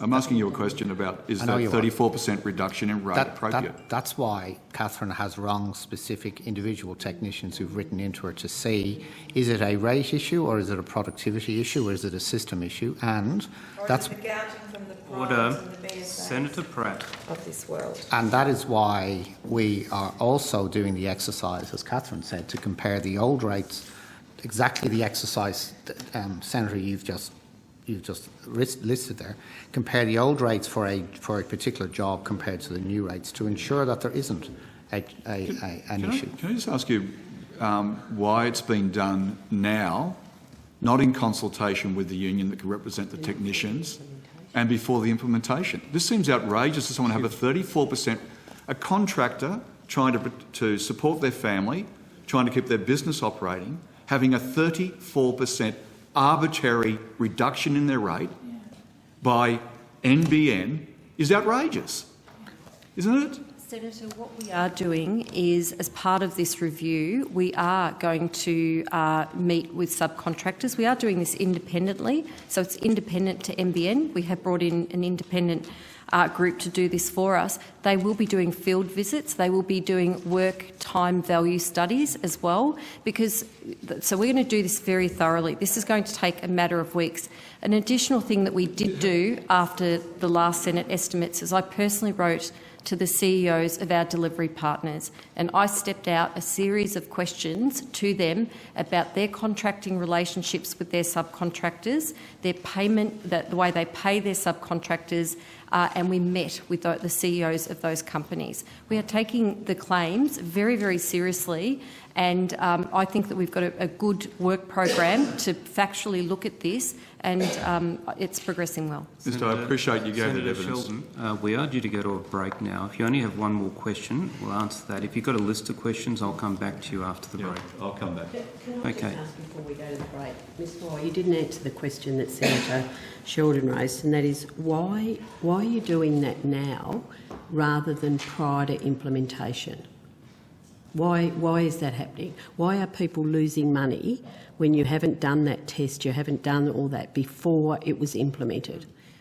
When we modelled the new contracting environment, we did not see did not see what is the feedback that we're getting now. We did not notice that. So there was very little change in the rates overall from what we could see. So what I guess I'm acknowledging is some subcontractors, are calling out that there's issues. So we are looking to see if the way that we have built up the schedule of rates and the way the subcontractor is experiencing those schedule of rates, if there's something adversely playing out. So to answer your question, it was a model. We worked through it very thoroughly. We spent a long time on it, but now we have had feedback. So just my final one is, what happens now to that contractor that Senator Sheldon raised? His rate's been reduced. He's lost 30% of his original payment. How does he get reimbursed and compensated back for that? Well, I did call out that we have put in this interim payment, which is $75 per job. So that's a good amount per to Senator Sheldon's call out before. That can be claimed by technicians. This has been communicated to the CEPU. It's been communicated to our delivery partners. So we're acknowledging, and we absolutely don't want that experience to play out for our subcontractors. We're very much acknowledging that. We've done that until the end of July whilst we work through some of these potentially anomalies, but we're not sure if that is an anomaly or if it's the way the subcontractor is experiencing the app themselves. Okay, thank you. Simple question. Did you reach an agreement with the CPU what the rate should be before you change them? Our negotiations are with the delivery partner, not with the CPU. Okay, we will suspend now, and the committee will resume at 10:50.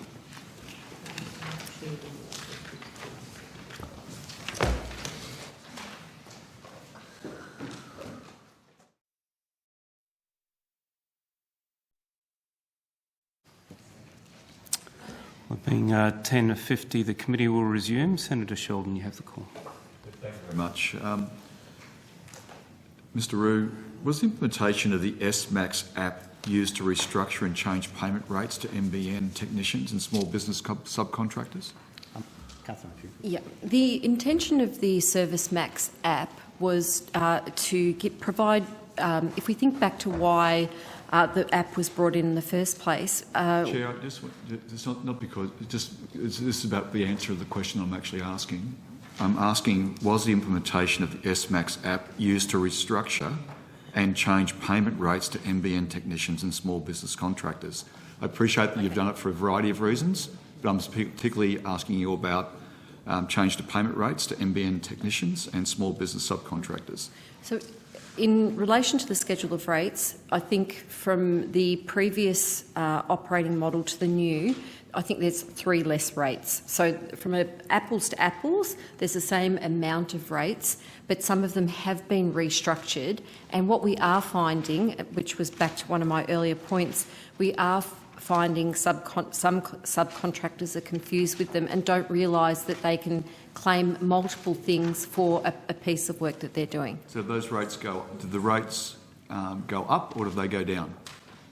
It depends on what the tech is doing. In some instances, they have gone up. In others, they have gone down or changed, depending on the work activity.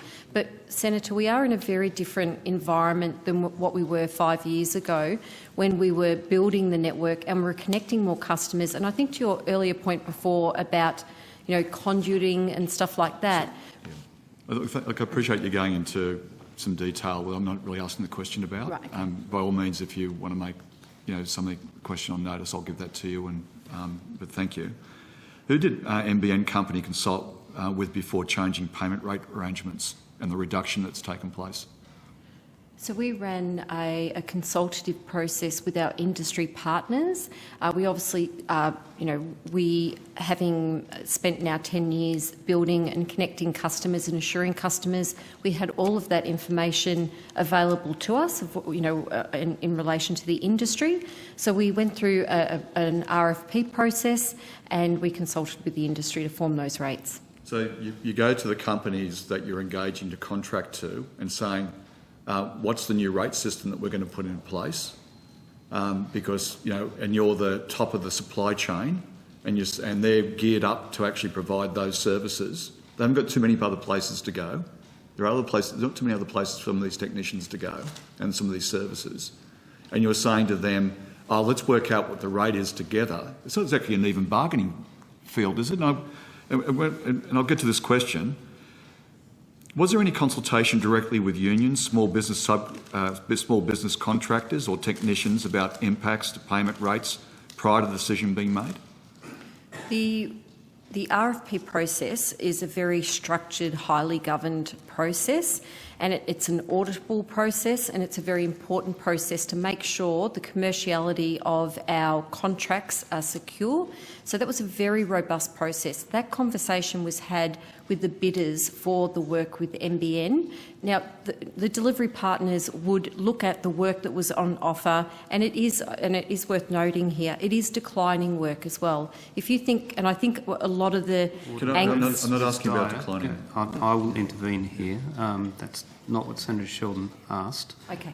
In the interest of keeping order, and if we can keep working collaboratively, no worries. Can I ask you to focus on, by all means, give some context, but come to the point of the question. So we ran an RFP process, is the answer. So that means you didn't consult with unions, small business contractors or technicians. Can I then ask you this question? Can you confirm that under BSA, the contracting firm, fibre to the node activation payments have dropped from $98 to $85? I can't confirm that, and yeah. So that's a 13% reduction. Can you confirm that under BSA, fibre to the curb activation payments have dropped from $97 to $61.40, which is close to a 30% drop? Again, I can't confirm that, but I'm happy to take that on notice. Can you confirm the fibre to the basement activation payments have dropped from $105 to $84.43? Again, I would need to look at that. In that case, that's nearly a 20% drop. So we've got these substantial drops in payments, no negotiations with the technicians or the small business operators, no negotiation with the union representing many of those workers, and an arbitrary decision to turn around and up to 30 or 33% reduction in rates without consultation with those people that are directly affected. When there is a fundamental thing about misuse of market power here, and you're using the market power to hold somebody else accountable for what you're doing as an organisation. Is that correct? That's not the way I would see it, Senator. The way I would see it is, NBN is spending a lot of money, and I think, as has been discussed today, arguably taxpayers' money, and we've got to spend that efficiently and effectively, and that's our commitment from an operating division that I represent.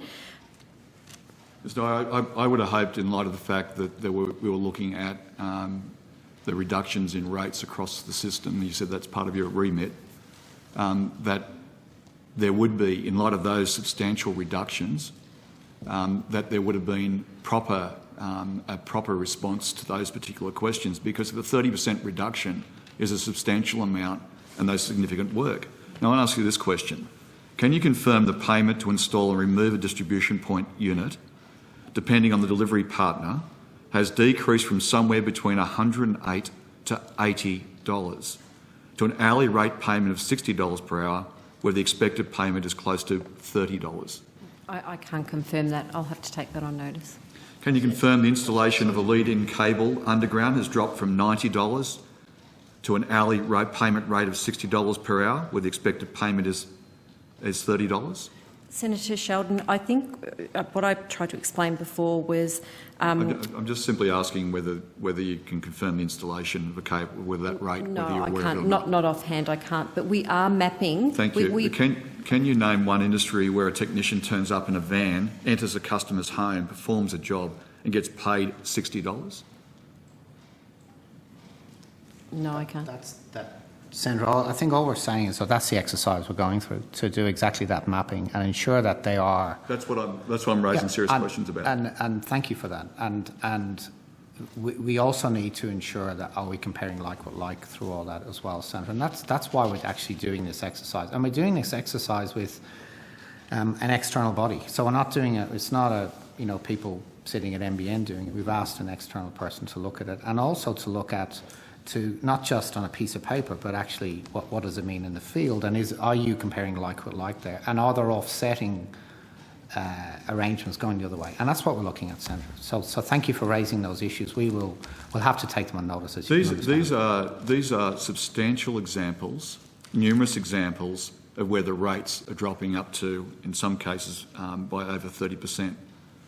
And you're saying to me that somehow this rate, when it was first struck, was not taking into account those substantial differences, because these people are saying, as I said on the current affair program, as I've said publicly, that they have been receiving less payment, substantial less payment, and can't put food on the table. They're trying to run a small business, raise their family, keep the operation running properly, and provide a service to Australia that Australia needs. So they had no bargaining power, no bargaining in any of these rates being set. You, as the prime contractor, said, this is it, this is what the rate is, and then hang the consequences. If there's enough complaining, we'll try to work out how we get around the edges. That's not what we're doing, Senator. We are, as Catherine said, we are exactly looking at... when we look at the overall rates, we don't see that. So what we need to do is look at an individual piece of work by piece of work, and compare exactly what you're talking about. So it may be that those are slightly different pieces of work. It may be they're not, and that's exactly the exercise we're doing, Senator.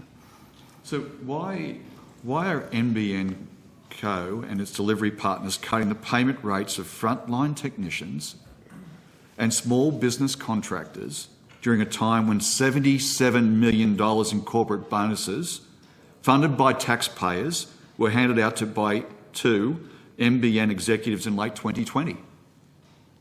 Well, we've discussed the incentive, the short-term incentive. I wouldn't call them bonuses, but the at-risk pay earlier. I think someone appears to have paid for it, haven't they? We take very. Sorry, Chair, I apologise.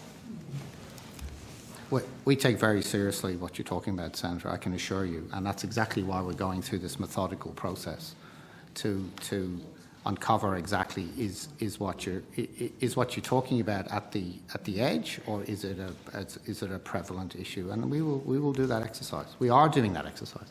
So if payments to the frontline workers have been cut, who's taking the difference? Where are the profits going? Well, Sandra, I think we addressed that earlier by saying that we have put in the meantime, a short-term payment process which will more than cover any issues that you're talking about. We have. What did you say, Kat? 1,800 people working in the field today doing, and we're trying to help them be more and more productive, so they get more and more jobs done. Sandra. So.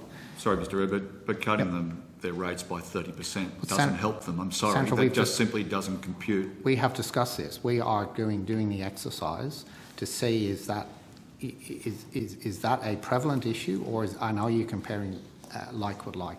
That's the exercise we're doing, Sandra. And in the meantime, we're ensuring that there is no compensation issue for people who do work by putting this additional fee in. So I'm trying to work out where all these profits are going. They're certainly not going in the pockets of small business people. So Ms Dyer, for the benefit of this committee and the Hansard record, can you explain what a prime is? A prime contractor? So we have our delivery partner, and then a prime contractor could be an aggregator. They could then further subcontract into a delivery partner. So they could become a prime contractor. So why do we need primes? So and you might explain what value they add to the whole system. This is a large land that we operate a multi-technology mix in. So a delivery partner might not be able to get all of the skills and capabilities they need from directly through one organisation. They therefore may go through another contracting organisation to get those specialist skills. That's common in certainly the telecommunications market. Ms Dyer, there's been a proliferation of these primes, which has created an unnecessary vacuum for new layers of subcontracting intermediaries. They're not subject to the same level of transparency or accountability for their conduct and treatment of workers. Now, is that correct? NBN's contract with our delivery partners clearly states that they must pay their subcontractors. Every invoice that they send NBN, they've got to make a declaration to how they're paying and how they're treating their workforce. So I would say that statement isn't correct. Well, can I just go to this then? There was a letter sent 18 days ago, Mr Rood, to you from the CPU raising some serious concerns. And I note in those issues that were raised about misconduct, about inappropriate payment systems. But unfortunately, you've also in your opening statement, and an issue that seems to be of great deal of concern to many of these small businesses. I note in your opening statement that unfortunately, and I read this, and I know you're aware of it, but unfortunately upon launching in New South Wales, some technicians have experienced reduced productivity schedules and work allocations, resulting in longer waiting times to connect and assure appointments. Well, I would have thought one of the key issues that you'd be wanting to address here in an appropriate way in your opening statement is the fact that you're ripping off small contractors. Do you want to? So again, Senator, I guess my offer to you is we have written to our delivery partners based off the concerns that we've heard from subcontractors. We've formally written to our delivery partners. We've met with them. We hear your concerns and we hear the concerns of the subcontractors. We've brought in an independent auditor to look at those two models because we don't see it at an aggregate. We don't see what you're talking to us about. I would offer to you that I have had subcontractors writing to me. If you are able to, or if the people that have written to you would like to contact us, we will include them in the review so they can give us information. But we're absolutely doing this. We're taking this very seriously, and I do hear your concerns. Mr. Dyer, having auditors doing a calculation on something that they probably already, or another auditor already done, said this system's going to work, doesn't fill me full of confidence. Now, if it does fill me some confidence, that is, you'll get some figures, but nothing in those figures will demonstrate except an arbitrary decision by NBN on what they'll pay. They are not negotiations in those circumstances. You are using your market power and your market might to step on the necks of small businesses. That is absolutely not the intent of the review, and the specific scope and the briefing I have given to the auditors that are doing this is I want a line of sight traceability from the original contracts and the actual work activity. And if there was even any additional administrative duties that changed as part of that activity, I want the full comparison played out for me in a commercial rate. In addition to that, they will be doing field visits and they will be listening to subcontractors. So I would say that they're going to do a very thorough review, and that's my expectations of them. 15-minute block. Okay, so that's one final question. Yep, go ahead. Mr. Rube, I'll have other questions to ask on this subject, but this final question for this lot. Do you agree with the assessment of the CPU and the NBN workforce that this chasm with prime contractors is now populated by cascading levels of unscrupulous, unhelpful and frankly dangerous intermediaries? I don't understand the basis. Can you explain the basis, Senator? What you Well, the mean? CPU has been raising and wanting to meet with you for now 18 days to talk to the senior executive, not to the people who set up the Prime system or have got their futures based on whether Prime works or not, but you directly, to talk about these concerns about these unscrupulous operators. And as we've just seen... Yeah. And there has been certain piece of information passed on to my team, not Catherine's team, a separate team, who are in the process of investigating those, Senator. And what I can tell you is that if we are given things to investigate, we will investigate. That's who we are. We will do that. And you know, my team have sought information. I will also ask the same question when I meet. And if there are allegations made, we will follow that up. That's who we are. That's why at the last hearing, Senator, I encouraged people, actually, you can read the Hansard, I encouraged people, if they had concerns, to write into us. Wouldn't it be more efficient for NBN Company to have a direct negotiation engagement model with your primary delivery partners and the CPU?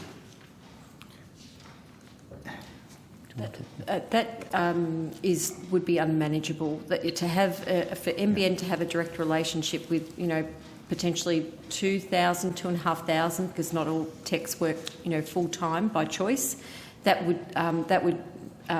just not common in the telecommunications industry, and certainly a lot of other adjacency industries. Yes, Dara, I'll give you a little hint. You might just respond to this, and we'll finish with this. Is that there are things called unions.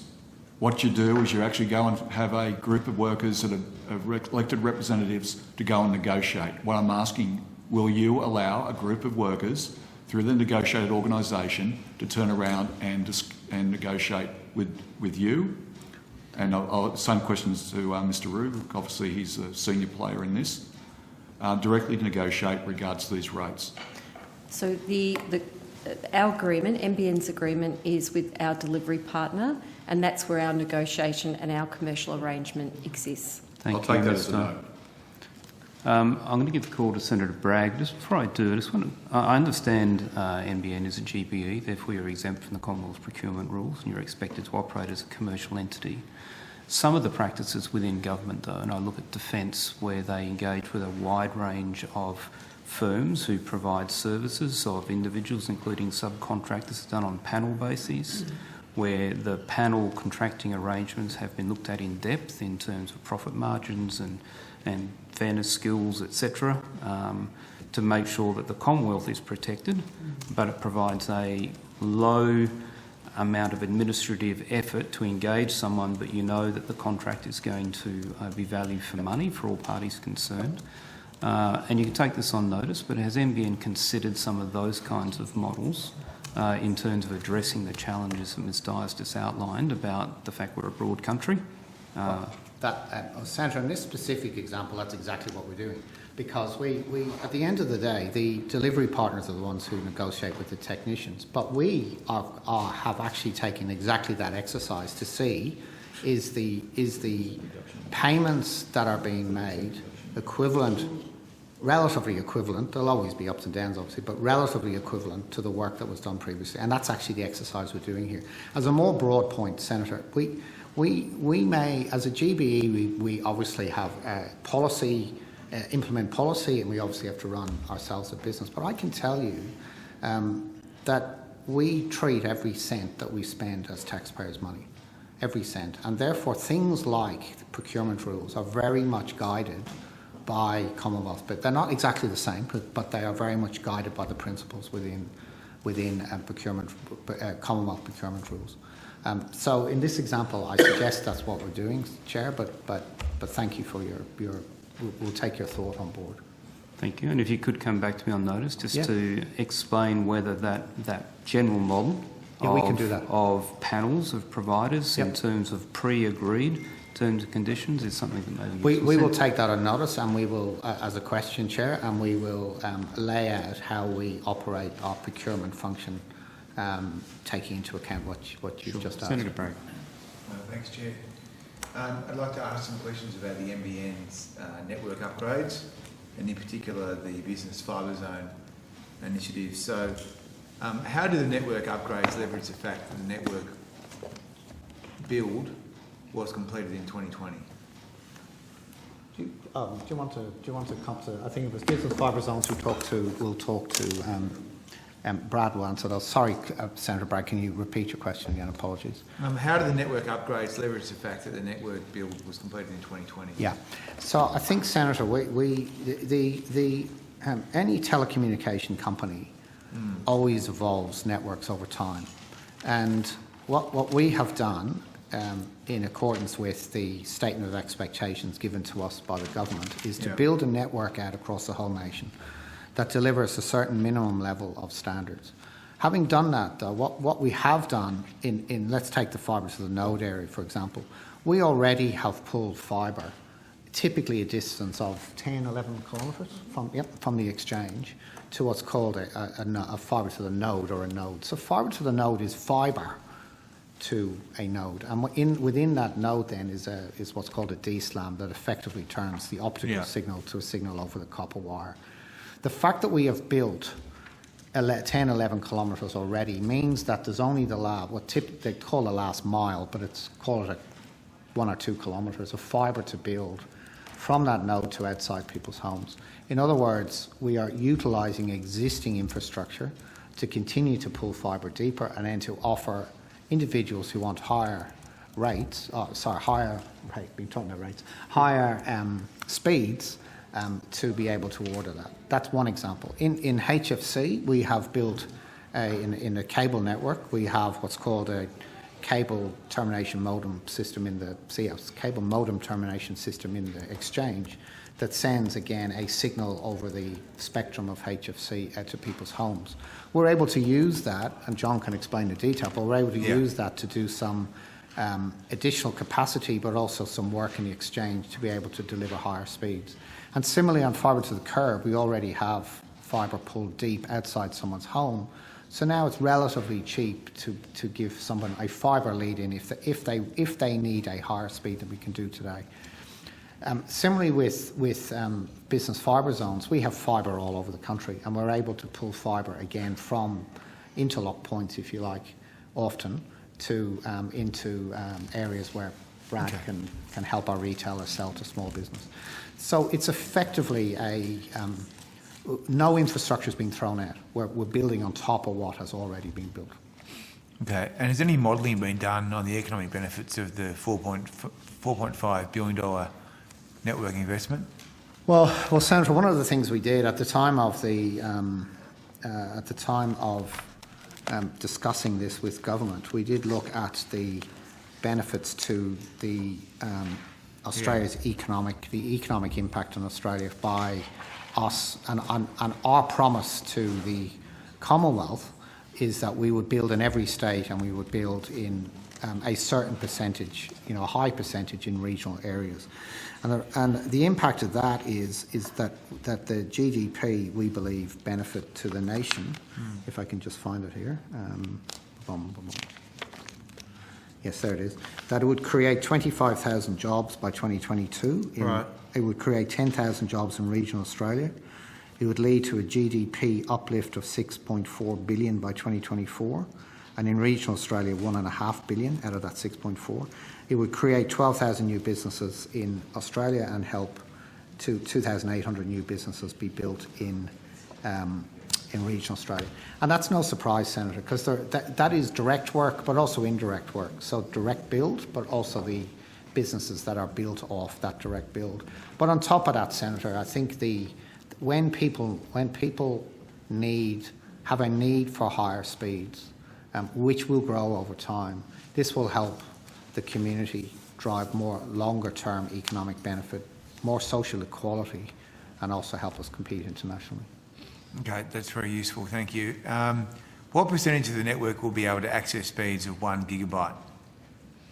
Okay, so by the time we get to the end of calendar 2023, our current plan is that in the fixed line network, which is 90% of the country, that 3 in 4 of those homes, so 75% of those homes, would be able to get speeds, will be able to purchase our highest speed tier. Right. What do you say, 3 in 4? 3 in 4, okay. so 75%. So that's, yeah. so that's out of what, 10, 12, 11 million homes, that's almost 8 million homes. In fact, it's just over 8 million homes. It's more than 8 million homes.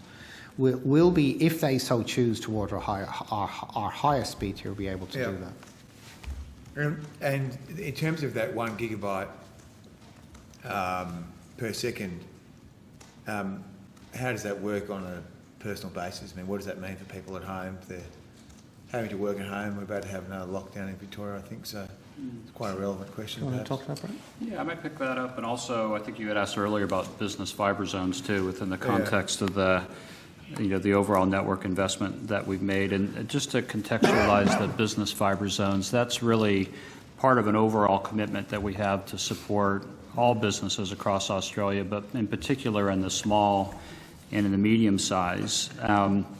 From a volume perspective, you really see that in our so-called traffic class 4, our core NBN offering, where we've got more than 1 million businesses now that are being served by the NBN. And many of these that are taking up speeds like the 140 or the 250, 100 are getting an absolute step change in the way they run their businesses compared to what they had before. But even with all of that success on the TC4, we still see this strong pent-up demand for a direct fibre solution that could give very, very high-speed symmetrical services. So I'm talking about all the way up to a gig download, but also a gig upload, and a roadmap all the way up to 10 gig in both directions. But one of the blockers to that take-up has been the build cost to be able to get that direct fibre out there. And as Mr. Rue just said, we've now got fibre out deeper into the nation, and we're able to leverage that.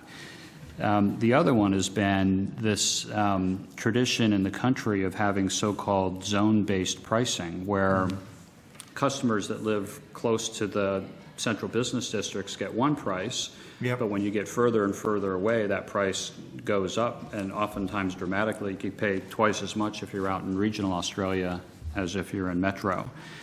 And that's just it's something that didn't seem fair to us, and it wasn't consistent with the purpose of the NBN. So last September, we did launch what we were calling the business fibre zones, and this really had 3 main elements. One was our how many of those have you got?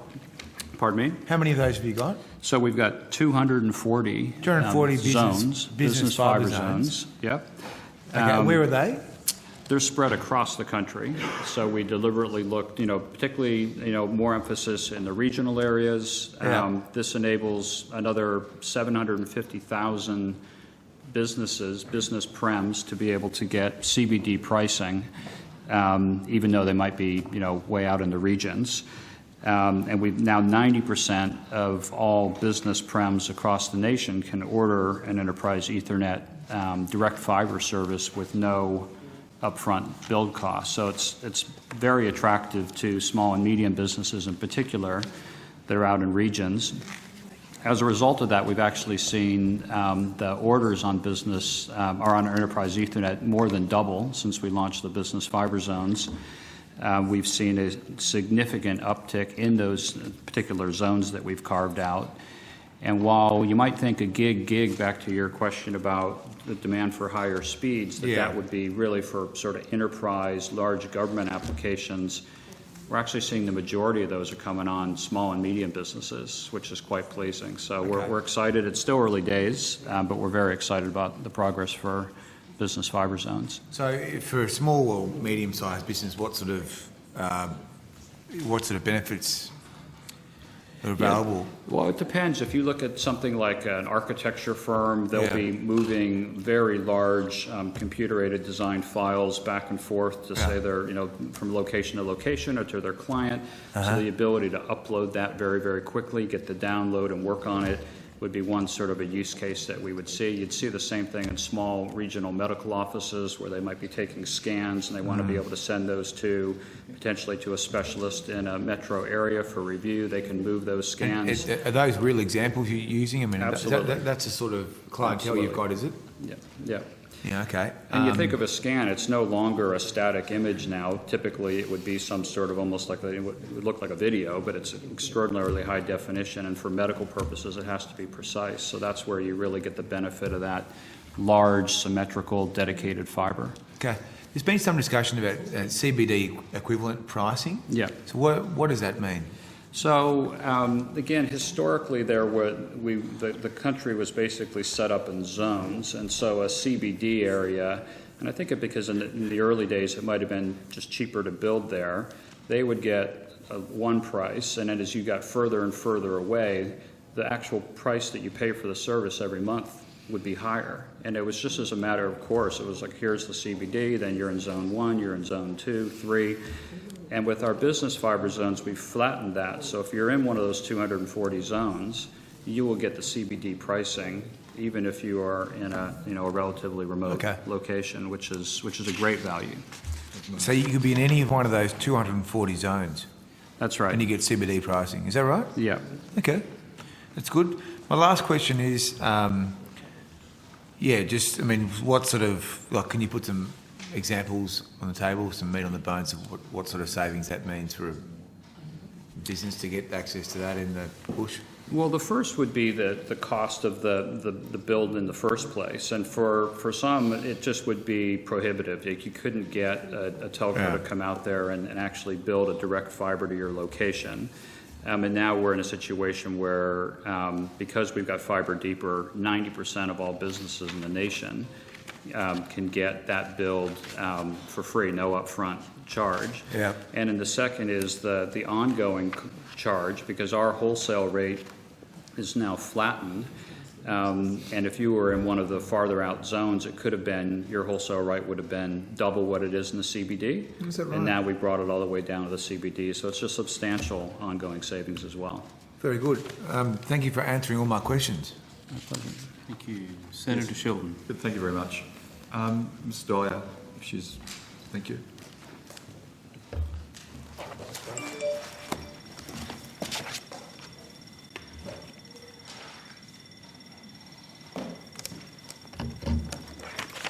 So I've just been thinking about a question the Chair asked before, which was constructive, of course. But one of the things that was raised was about what is a fit rate to be paid. Are you able to give me the calculations that you use for compensation for capital investment by technicians, the calculation you use for labour return, and the calculations you use for the costs of running the business? We don't calculate that. That is something for the delivery partner to consider and calculate as they submit pricing to NBN. That's not something we would be submitting or reviewing ourselves. So when you set the rates, you don't build in to see whether there's a capital return, whether there's labour return, or whether there's ongoing cost return for the small business operator? So in, I guess, a RFP process, we would give the description of the activity and the expected outcome to the delivery partner, and we would ask them, in their considered experience with their industry experience, we would ask them to consider those things in the rates that they give back to us to perform the activity. Ms Dyer, can I just give you an example of where market power is misused? Coles, which have subsequently, a number of years ago, rectified this problem to their credit, but certainly to the credit of the Shop Assistants Union, one of those unions that represent groups of people, can sometimes even do it for contractors, to make sure that people get a voice, and there's some even bargaining power. They raised with Coles because there was a number of companies that were being used under the exact same circumstances that you've just explained to me, but in this case they were actually trolley workers. They were getting paid as little as $4 an hour. Now, if you don't set what the capital investment return should be, or the labour return should be, or the ongoing cost of the business should be for those technicians, and what is a fair rate to be able to get a proper return on that, then you are not actually oversighting anything other than getting the lowest rate through your market power and through the overarching way that you can, the gorilla goes to the others and says, this is the rate you're going to get. I don't calculate how much food you need. I don't calculate what you need to sustain yourself. I don't calculate what it takes to actually get the work done, but this is the rate I'm going to give you. Aren't you operating like the gorilla in this circumstance? Our expectation is our delivery partners are operating within all the laws of the land and that they are taking those things into consideration. So we're very much looking to our delivery partners, and we've got within our contracts, we've got rights to audit, rights to govern different processes, and we do that from time to time with them. But you're not ordering... Sorry, just to get to the questions, Di. Subcontractor have the right to audit? No, only your primes. Di, if it's okay, I just want to go to the specific part. But you don't actually turn around and say what that... You do an audit, but you don't have a rate on what the proper return should be for labour costs. I guess it's a supply and So demand. yes or no? I mean, I appreciate you've got a reason why you do it. I'm just asking whether you do a rate of return for labour costs when you set a rate for those technicians through the, whether it be through the primes or not. Our agreement is with the delivery partner who would be considering those types of commercial models in their response to NBN. What are you auditing? Pardon? Sorry, I want that open question. So you aren't auditing capital costs, labour costs and ongoing costs of the business. You are doing some audit, whatever that is. It's a bit mysterious because you can't actually benchmark it. And the similar situation happened with Coles with the trolley workers, and eventually that was rectified. I want to ask this question. What margin do the owners of primes keep for themselves when they receive a payment for a job from the delivery partner? Pardon? That agreement between a delivery partner and their contracting workforce is an agreement between them. And I would like to also point out a number of our delivery partners do have direct techs that work directly for their organisation as well. So it's not just a subcontracting environment that exists in our contracts. I don't have any problems with subcontractors or contractors. In actual fact, that makes the world go round. I have problems about the fact they're getting ripped off and they can't turn around and get proper return for their labour, let alone anything else, and the NBN doesn't care. Now, I've heard that's for the primes that the rate that they skim off the top from primes, this new layer you've put in, can be as high as 30%. Is that correct? We haven't put a new layer in. I think what you're alluding to there is in some instances, some of our delivery partners are using prime contractors who then subcontract. That is entirely up to our delivery partners.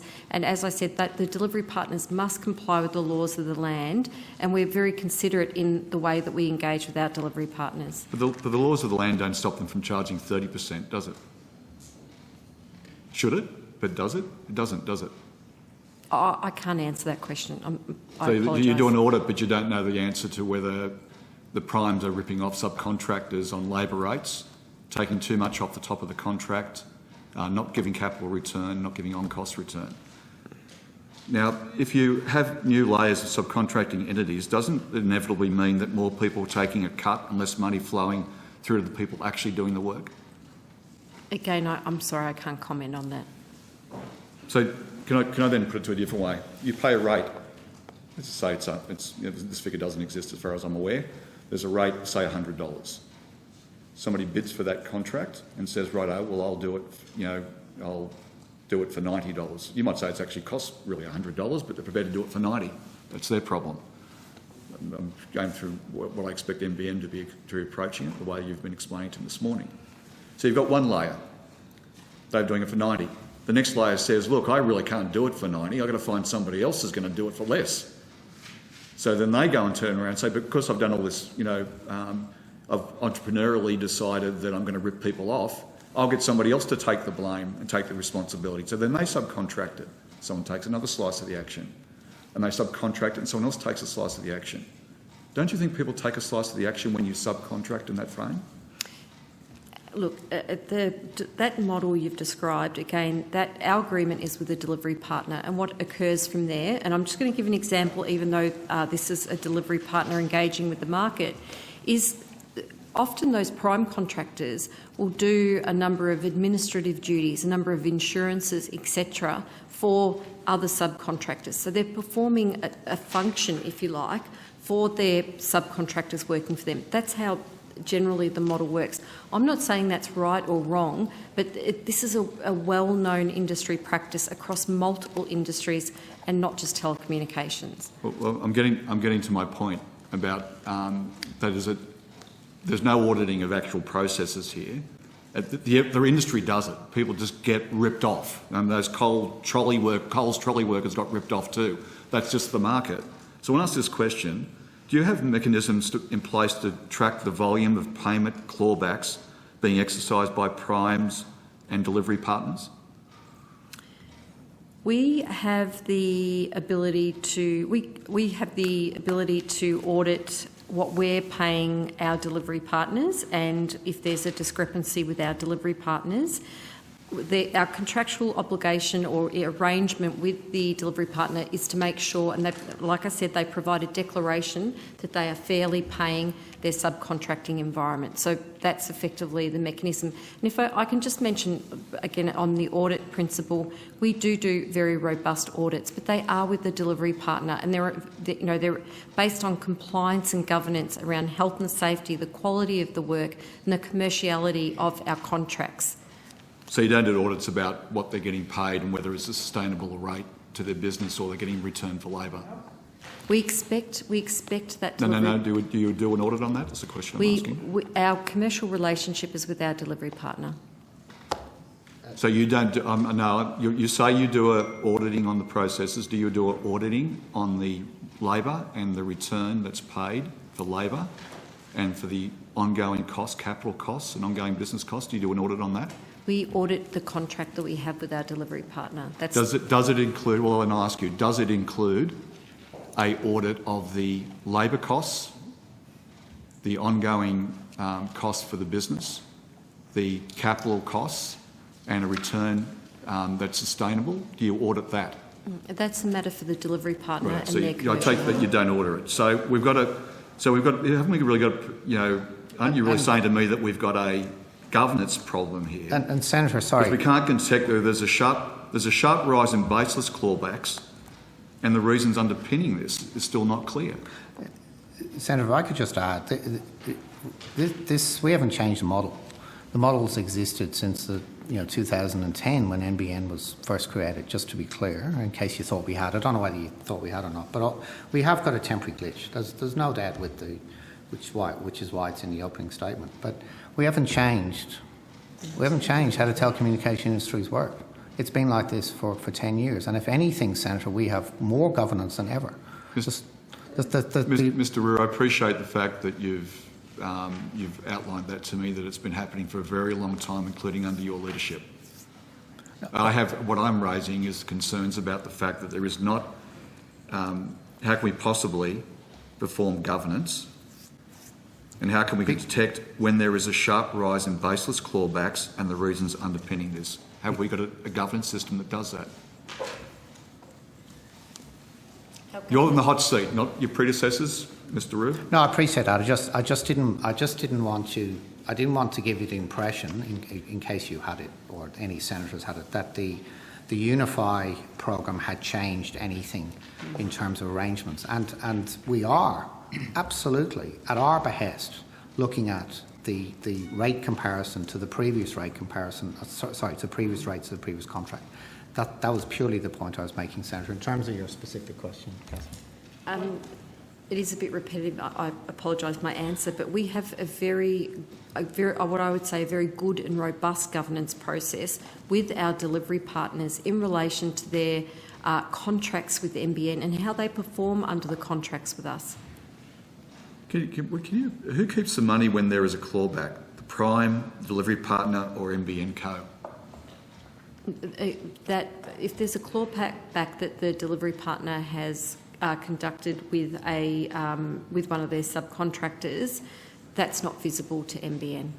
So it's not even visible. So what assurance mechanisms do you have in place to ensure clawbacks aren't being pocketed by primes or delivery partners? Do you have a system? So we do have a contractual term in our contracts with our delivery partners about the payment of their subcontractor workforce. There is a direct obligation on them in relation to that. But you don't audit the actual rates they get paid. You've already given that evidence. Sandra, if concerns are raised with us, I assure you we follow them up, and we have in our contracts the right to audit. So in the event that a specific concern is raised, we will raise that with the delivery partner, and if it's not satisfied, we have the right to go and audit that, and we do audits from time to time. Can I just, if I've got this straight, Yep. You do audits. Yep. You do not do audits of whether people are getting a labour force return for their labour. You don't do an audit of You don't do an audit to see whether there's a proper capital return. You don't do an audit to say if there's ongoing costs, and you don't do an audit about these clawbacks in a way about when they could be as high as 30%, because no one knows what you have not. Other than what I've said to you, you're not suggesting that that's an inaccurate figure. Well, what I'm saying is that what Catherine said a few times here is our contract is with the delivery partner. However, in the event that there are concerns raised with us that were not satisfied as being addressed by our delivery partner, we have the right to audit those concerns. Can you audit primes? Underneath the delivery part, we can. I'll have to take that on notice, Senator. Let me just check that. Well, Ms. Dyer, you're head of the auditing and accountability process. You've given us. You said that you've got a robust system. Obviously, I've questioned how robust it is, but you've stood by that being a robust system. Can you audit primes? Well, we'll come back to you in relation to, I guess, our investigative powers in relation to our contract with the delivery partners. So you don't know. Is it what you're saying to me at this point? I appreciate you taking on notice. At this point, you don't know. Let me take that your specific question on notice. But and the reason is because we have a right to audit against any terms in the contract. So it depends what's in the contract. That's why I'm taking on notice, Senator. I think Senator. Senator Kitching, were you second? Thank you, Chair. How are we going on the band 0 to 100? I have the answer for you. I don't have the 0 to 50 and the 50 to 100. No, that's okay. I'll take the 0 to 100. So I've been advised. So for 30 June 2019, there was 1,855 employees. Sorry, 1,855 employees that had a base salary of less than or equal to 100,000, obviously. Okay. And for 30 June 2020, that number was 1,761. 1,761 at what? At what date? Sorry, at 30 June 2020. But to be for total clarification, that does include some workers that would have had a base salary of over 100,000, but they don't work full time. So okay, so they're part. Yes. Yes. So if you're on 150,000, you work 3 days, or whatever that math adds up to. That's 90. So were any of those workers eligible for the bonus payments or the? I don't. Well, sorry. The answer to your question, Senator, is what was in the one that the Minister was tabling earlier. Yeah. Thank you. So we will. Could I just? Can I ask just a quick question? It is very simple. Mm-hmm. Have you ever audited a prime before? And if so, how many? Well, I'll have to take that on notice. So one of my team may have the answer for you, Senator. Thank you. Come back to me. Do you have one last question, Senator Kitching? And then I'm going to go to Senator McMahon. Okay. Well, you've the opposition's had a 15-minute block. So can I ask, Mr. Roux, are you able to give me a breakdown of those, of the 1,761 at 30 June 2020, just how many are sort of non-FTEs? Do you think you'll be able to do that? No, I mean, I don't need it now, but if you could take it on notice. And the other thing I just want to ask you, actually, I'll just leave it there, Chair, and I'll come back. You're keeping our team busy, but I'm sure they can do it. Sorry, what was that? You're keeping the team busy, but I'm sure they can do it. Oh, thank you, team who are listening. Yeah, that's it. Senator McMahon, you have the call. Thank you, Chair. Mr. Rowe, I'd like to ask some questions about how NBN Co and the network provide support during natural disasters. Yeah. I understand that NBN Co helped to respond to the recent cyclone in WA. I think it was Cyclone Seroja. Yeah. Can you advise the committee how NBN Co assisted? Yeah, we'd love to. Specifically with regards to Geraldton. I'd love to, and Geraldton specifically, John. I'm sure you know the answer. So. Yeah, Geraldton obviously took the full force of the cyclone. We've got a satellite gateway in Geraldton. That gateway was also affected by significant power loss in that area, but we switched the traffic to the other parts of the network to support that community. What we also did is we deployed one of our Skymuster trucks into that location as well, and because there was a loss of power for a significant period in that area, the local community, and particularly the media as well, tethered to our Skymuster truck so they could actually connect with communities beyond the cyclone zone. So we were heavily involved there. It's the first time as well in NBN's history that we actually restored our network before local power was restored. And I think that's testament to how we've engineered the network over many years for such events. But we were very, very active, and we were supporting the community all the way through. Thank you. And in general, how did the network respond to the impact of the cyclone? Yeah, the network responded very well. And the network is architected so that we do have the ability to move traffic to other elements if there's risk, and particularly the Geraldton Gateway, I should say, was our biggest challenge. But even though that satellite gateway is actually based in Western Australia, we carry traffic by nature of the satellite network for different parts of Australia through that gateway. So we shuffled the traffic, and we didn't see any significant negative experience. Obviously, the community was devastated with the size of the cyclone. Power was unquestionably the biggest issue, but our response was very much in line with getting our services up and working. And again, as I said, it's the first time we'd ever restored services from NBN before even local power had been re-provided. So we were very pleased with the outcome, and being able to help the community with such assets as our Skymuster truck was a big contribution as well. And thank you for doing that.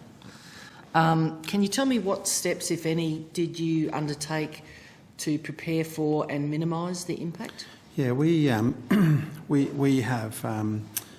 have a significant continuity planning and emergency planning. We drive that through right across the company, but from a network point of view, we model the onset of such events as cyclones.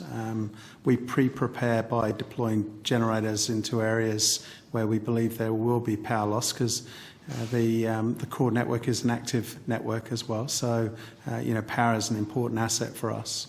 So we pre-plan. We work with all emergency services across the nation.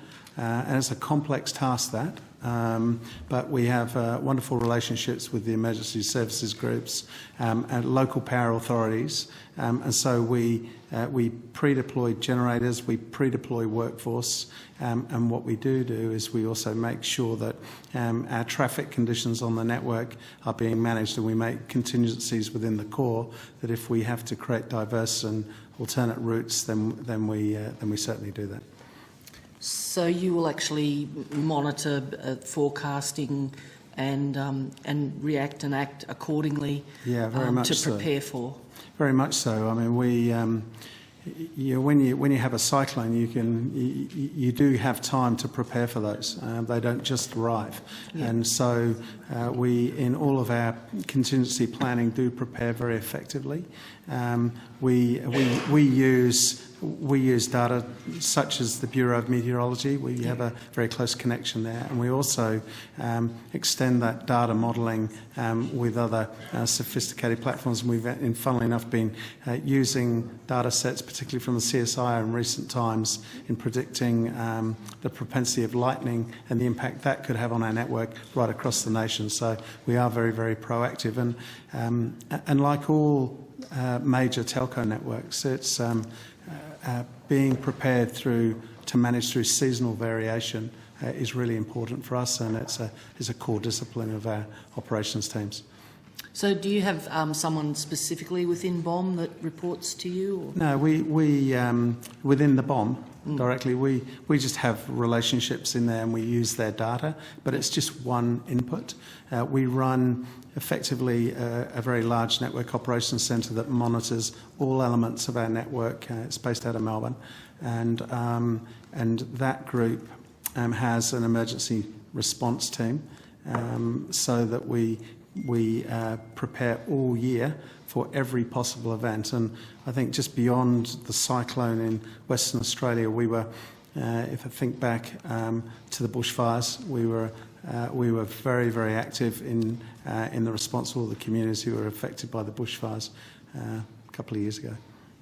And that brings me on to what other sort of natural disasters do you prepare for, and how do you go about that? Yeah, we prepare pretty well for everything, for every level of flood, famine and pestilence that we could be provided with. We engineer the network with a number of things in mind. Certainly power is one. Flooding conditions. So we in areas where we have significant risk of flooding, we even elevate parts of our network to protect those communities. Certainly, say power generation. We have lots of relationships with not only with our own generators, but also with organisations to provide power to us in times of need. We again monitor the network 24 hours a day, and we overlay that network with a whole suite of complex data that predicts weather conditions. We're working through quite a complex issue at the moment, as we've been dealing with the FTTC challenge that Mr. Rue mentioned at in his opening address. Is we're using lightning modelling so that we can understand the propensity of lightning, and looking at lightning in relationship to the resistance of Earth as well, so that we know the conditions of our networks and how they're likely to perform. So the more predictable and proactive we can be, the less disruption that we can then our customers will then experience. Do you utilise the NAFI, North Australia Fire and Rangelands Information Site at all? I would double check that. I'm pretty sure we do, but I will check that for you. Yeah. Okay. Thank you, Chair. Thank you. So, who's after the call? If not, we can always adjourn. Yes. We've got so many questions. We're just trying to sort out. Senator Sheldon, you have so intensely listening to those questions and answers. My apologies.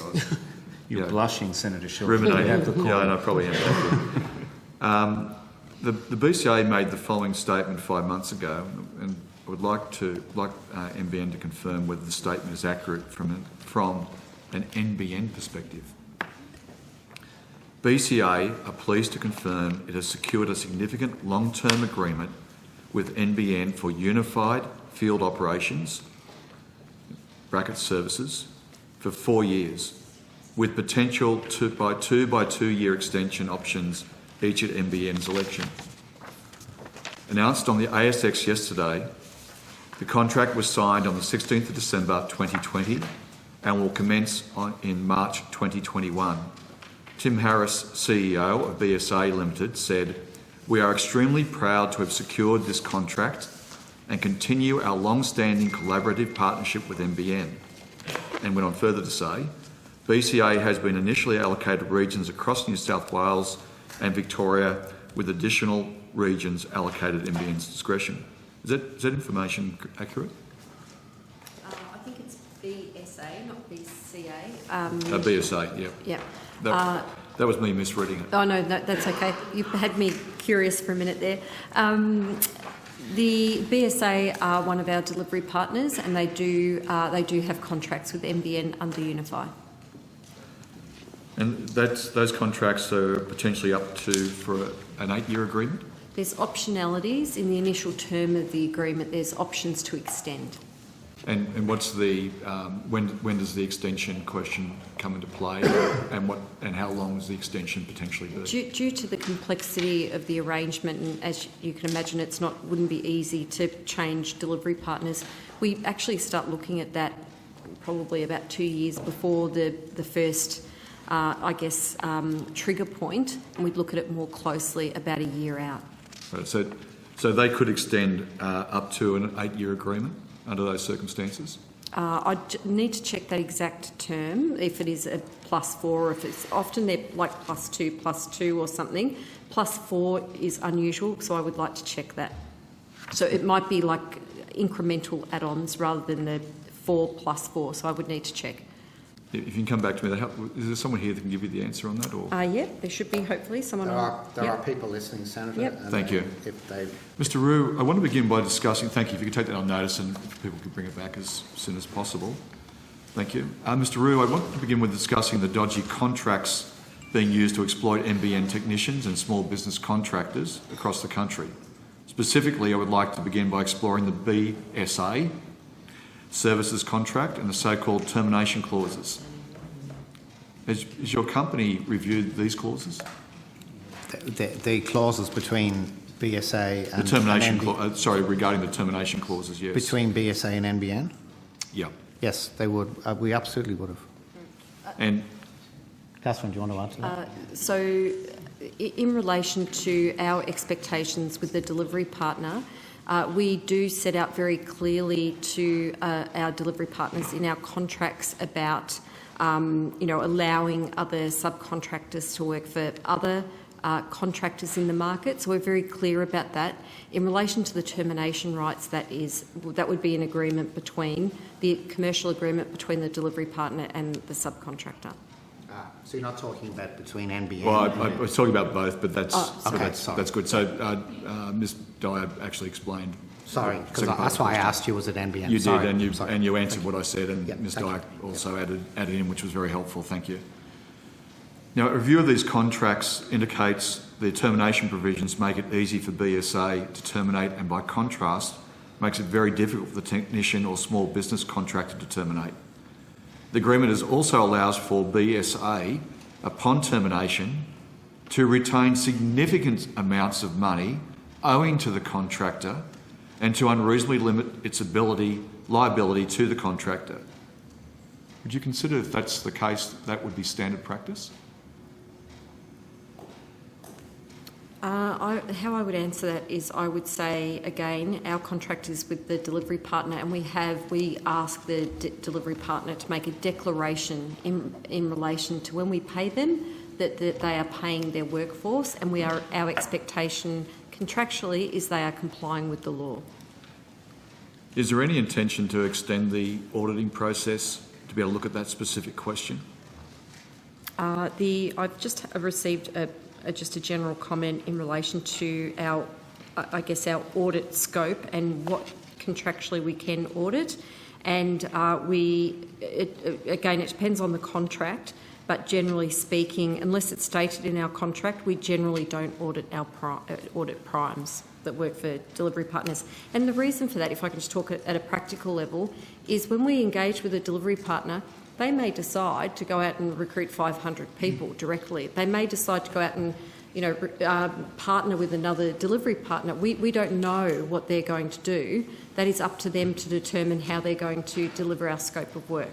Well, we do know that when the rate's low, people get paid less, and when they subcontract in a supply chain and subcontract for essentially the same work, that the rate drops. We know that happens, and there isn't an audit process that deals with that. And thank you. You've answered that in previous questions. Now, the agreement allows BCA, upon termination, as I said before, about holding significant amounts of money owing. Now, I just want to go to a further example. The BCA services agreement continued in operation until it is terminated. Clauses in the contract provide that BCA may terminate that contract at any time and in its absolute discretion without cause. This is referred to a termination of convenience. Well, certainly convenient to BSA. In this situation, BSA determines for itself what, if any, period of notice it provides to a small business contractor. Now, here's the key point. If BSA does terminate under this mechanism, it retains the right to retain all owed payments to the contractor at that time for a period of 60 business days. Do you consider that acceptable? Again, that is an agreement between. I don't have visibility of that agreement, and the only thing I could suggest there, if I was that subcontractor myself, I would absolutely escalate that with BSA and consider how I report that out with them. May I follow up? Thank you, Senator Sheldon, because you spoke very strongly about your so-called audit processes. But if a contractor, for example, had concerns about the work of their prime, do you think they'd be able to tell you about it? We do have whistleblower cases that come into NBN on various matters. Okay, but in that context of these kinds of contract negotiations and agreements, let's go through some of those dynamics. And Senator Sheldon spoke very clearly about the retaining of payments. If you have a sham contract designed to exploit technicians and small business contractors, and you want to impose a high cost and have tools to financially intimidate anyone who dares to try and leave that sham contract arrangement, is that not the kind of tool that a prime or delivery partner would want? And you would have no idea whether these things are embedded in their contracts. We explicitly have in our contracts with our delivery partners a no sham contracting clause, and it's explicit in our rights for termination under certain conditions for breach of that contract. It is also gives us right of further audit in relation to that as well, and it's very explicit in terms of our expectations of our delivery partners. Yes, your expectations of your delivery partners give your delivery partners a huge amount of latitude to exploit their subcontractors. For example, a technician or small business contractor, they might want to terminate if BSA's not paid them an owed amount, if they've given notice, gives 30 days to pay, gives BSA a second notice to pay and advises that it intends to terminate if BSA fails to pay, and BSA still fails to pay that amount. You'd be concerned about that, wouldn't you? Yes, as you've outlined it, you would. Do you think you would actually know if that were the case? Point of order, hypothetical. No, it's not hypothetical, because I can tell you exactly what happens. Because the subcontractor has much more limited circumstances under which they can terminate a contract, but the prime and your delivery partner can terminate the contract without notice and without reason. So do you think they're going to get any further work if they seek to take these issues up? Do you think they can afford to tell you what's wrong with the things that have been delivered by the delivery partner and how their work's been managed? Do you think they can tell you about where customer problems that they've experienced as a subcontractor might actually be the responsibility of the prime? I don't think they can tell you, because if they do, their contracts can just be cut off like that. Have you looked at those dynamics at all?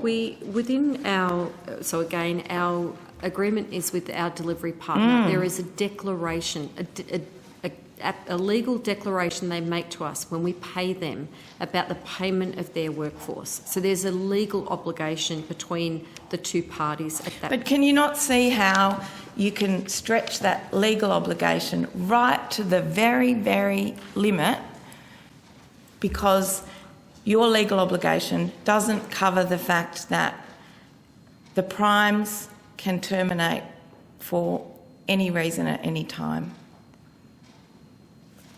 These negotiations are implicitly integrated.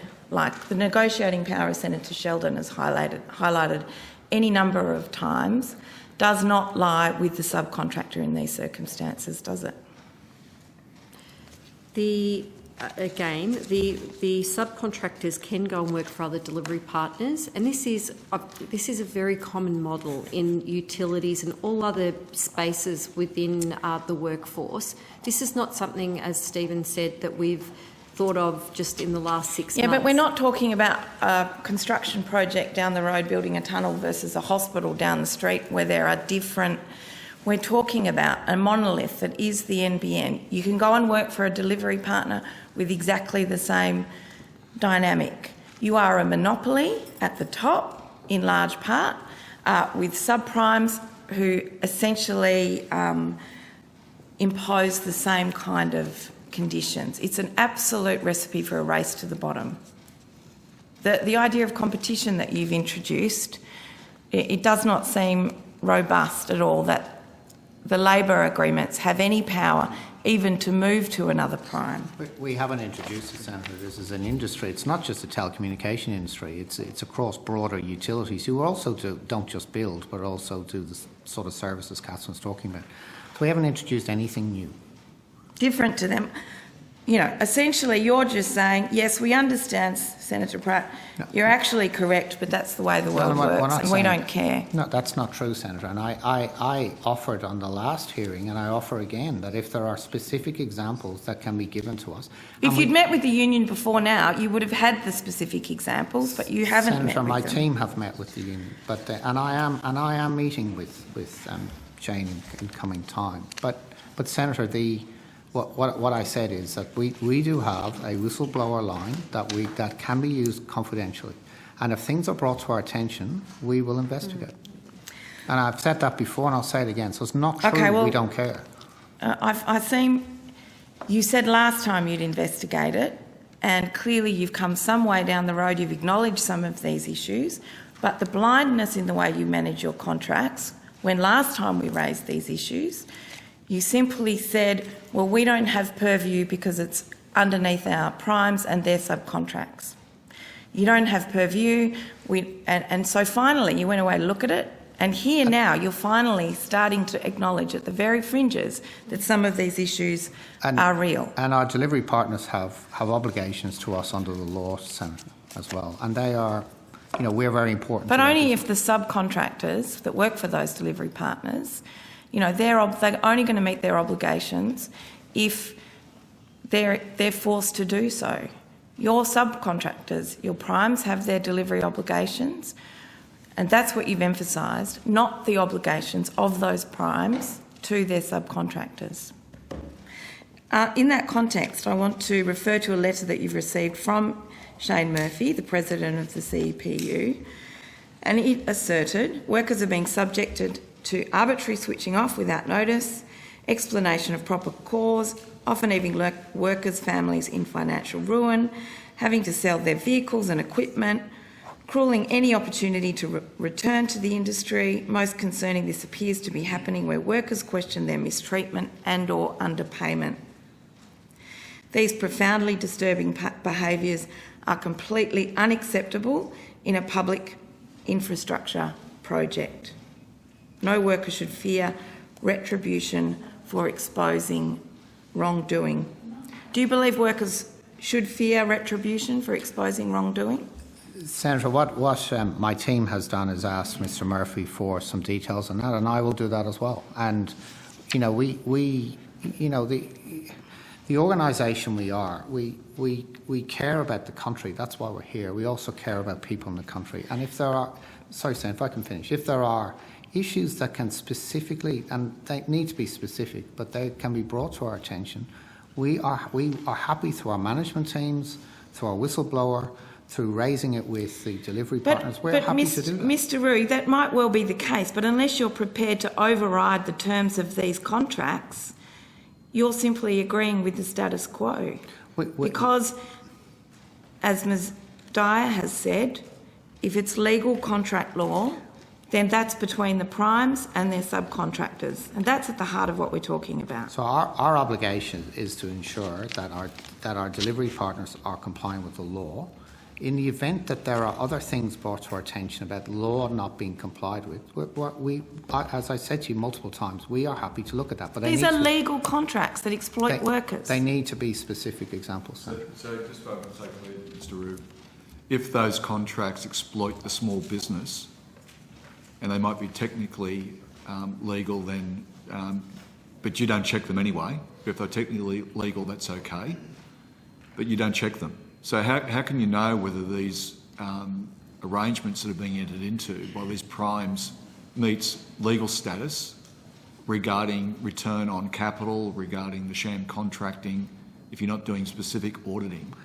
And I just raised, just raised this last question in that it does seem to me that you're proposing that people should, and obviously make comment about this, you're proposing that individuals with all the weight against them, with all the capacity for the prime to turn around and victimise them under the legal contract, with all that going on, that somehow that would be different to what happened with Coles. And the reason I'll explain Coles again and the trolley workers, because Coles used to say, "Oh, come and make a complaint to me and we'll fix it because we're decent people." I'm not suggesting they weren't decent people. But I tell you what, it never got fixed because it couldn't get fixed, because you have to have it turn around and do the system in a very different way. You have to have proper audits, you have to have representation, and funnily enough, you have negotiations with rights.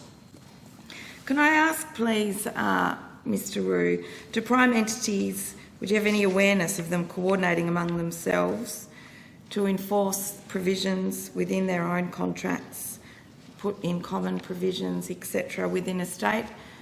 Ms Dyer, you've said someone can leave and go and work for another contractor, but they all have fairly, what if it becomes apparent that they all have fairly similar clauses?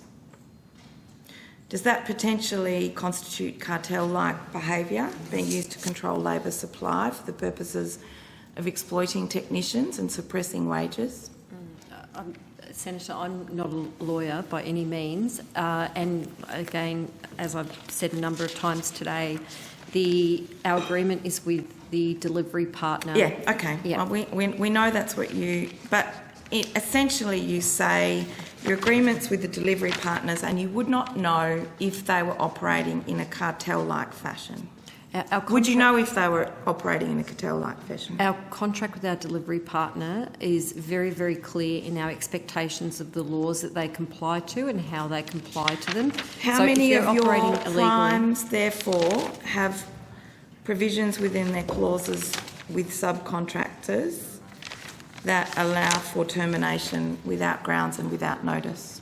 We don't observe the contract between... Okay. So the liability provisions following a termination of convenience, which you recall was the mechanism to fire someone without cause or notice and retain monies for 60 days, the agreement that Senator Sheldon was referring to with BSA provides that BSA is not liable for any claim the contractor may have against BSA for any cause of action, including breach of contract, negligence or even a statutory claim.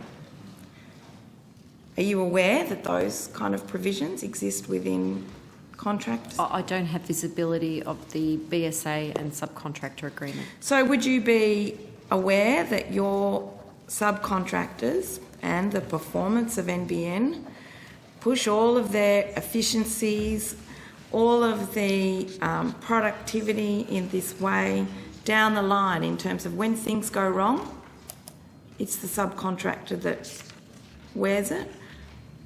What kind of incentive do you believe this provides for your subcontractors who are working for primes to actually have that open dialogue with you where they can talk fairly honestly with you about what's actually going on? Is it any wonder that it comes up here through Senate estimates under privilege? They don't feel like they can talk to you. In the supply of service provisions, I want to ask you what training is a delivery partner or prime required to offer in order to be satisfied that the technician it brings on board are actually able to supply services with the level of skill and expertise required, because the BSA contract says the contractor must supply the services in a proper, timely, efficient manner using that standard of care, skill, diligence and prudence and foresight that would reasonably be expected of an expert, experienced provider of these services or similar services. Now that seems reasonable enough. That's the standard you'd expect, isn't it? Our contract with our delivery partners states the scope of work and the types of work activities that we ask them to perform and the types of skills that we need in order for those works to be performed. Do you think you could find those skills on Gumtree? Do you think you could find those skills where there's no formal contracting or employment agreement? How can you opt in and say you've got the skills required if there's no formal contract or agreement?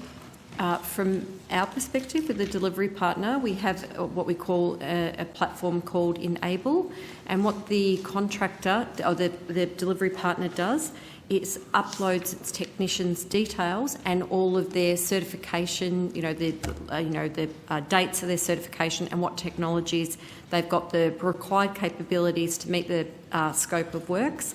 They upload that into the systems, and that's how essentially we're confident, and that's audited.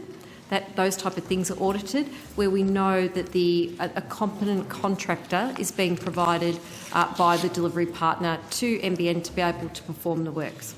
Does it include whether they're legally allowed to work in Australia in that documentation?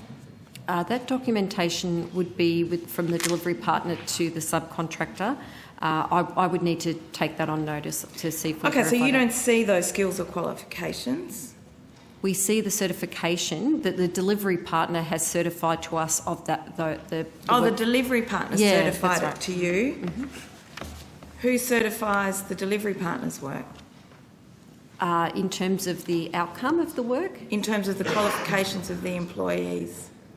Well, we do that from a quality lens where we audit the work in terms of the work completed. We have a strong health and safety. You don't audit the qualifications themselves? I would need to go and look at the actual detail of do we capture the evidence of the certification of that tech, but there is a governance, if you like, of the certification. But do they actually provide a certificate? I would need to check that. Yeah, I'd like you to check that, please. Can I ask who conducts accreditation training? Well, that will depend on the accreditation that is, Okay, so I'd like very clearly for you to take on notice what accreditation processes exist for technicians to be qualified to work on the NBN, and what oversight and governance processes exist to ensure those accreditation processes are sufficient. What I want you to be able to demonstrate is that the accreditation that you haven't got unqualified workers or workers with fewer qualifications displacing workers who are properly accredited. Is NBN aware of third parties who list advertisements on Facebook Marketplace selling NBN Enable accreditations for $100? No, I'm not aware of that. So you wouldn't be aware if any of those accreditations appear in your audited process? No, I'm sorry, I'm not aware of the Facebook post. Okay. Well, I guess it's a given that if the data that, you've audited from your primes about their accreditation. Would they be aware, would you be aware, if any of those accreditations had been bought on Facebook? When we come back to you on our process and the verification of the process, I can answer that question. Comments? How many more questions we have? Because I'd just like to call a short suspension to discuss between NBN and the committee just the implications. You might as well of call the what's happening in suspension Melbourne. now, I think. Yeah. Okay.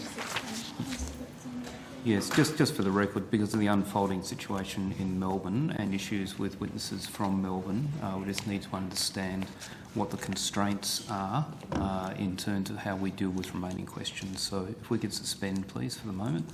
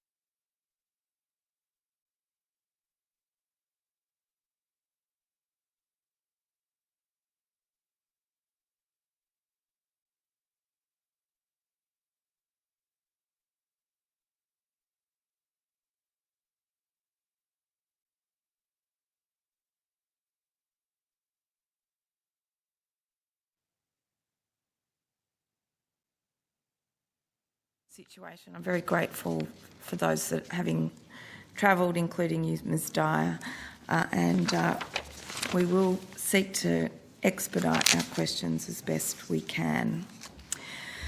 I'd like now to look at some of the information that we've received from NBN technicians. A quote from one of them says, "Primes are a major issue. It affects all of us. Prime and delivery partner favourites corner the market between themselves, essentially controlling who continues to work and who gets in on a new contract. They don't care about our rates as much because they want to be in a close relationship with the delivery partner. As long as they can keep boarding X number of techs, it's all good to them, which means experienced people leave the industry over time. It affects working on the network. It affects us working on the network and the quality of workmanship, which further creates problems. I know of Prime sending guys straight after basic certificates to do the job. How's that even possible? Mr. Roux, can I ask you if you're able to comment on that industry dynamic that's pushing out experienced technicians and small business contractors? I might ask Catherine to do that. Yep. There's a couple of points there. The first point is, and I do need to acknowledge, and I think a lot of the interest in the NBN at the moment is we do have reduced work. So if I think back to 12 months ago where we were activating more than 30,000 premises a week, now the primary build is complete.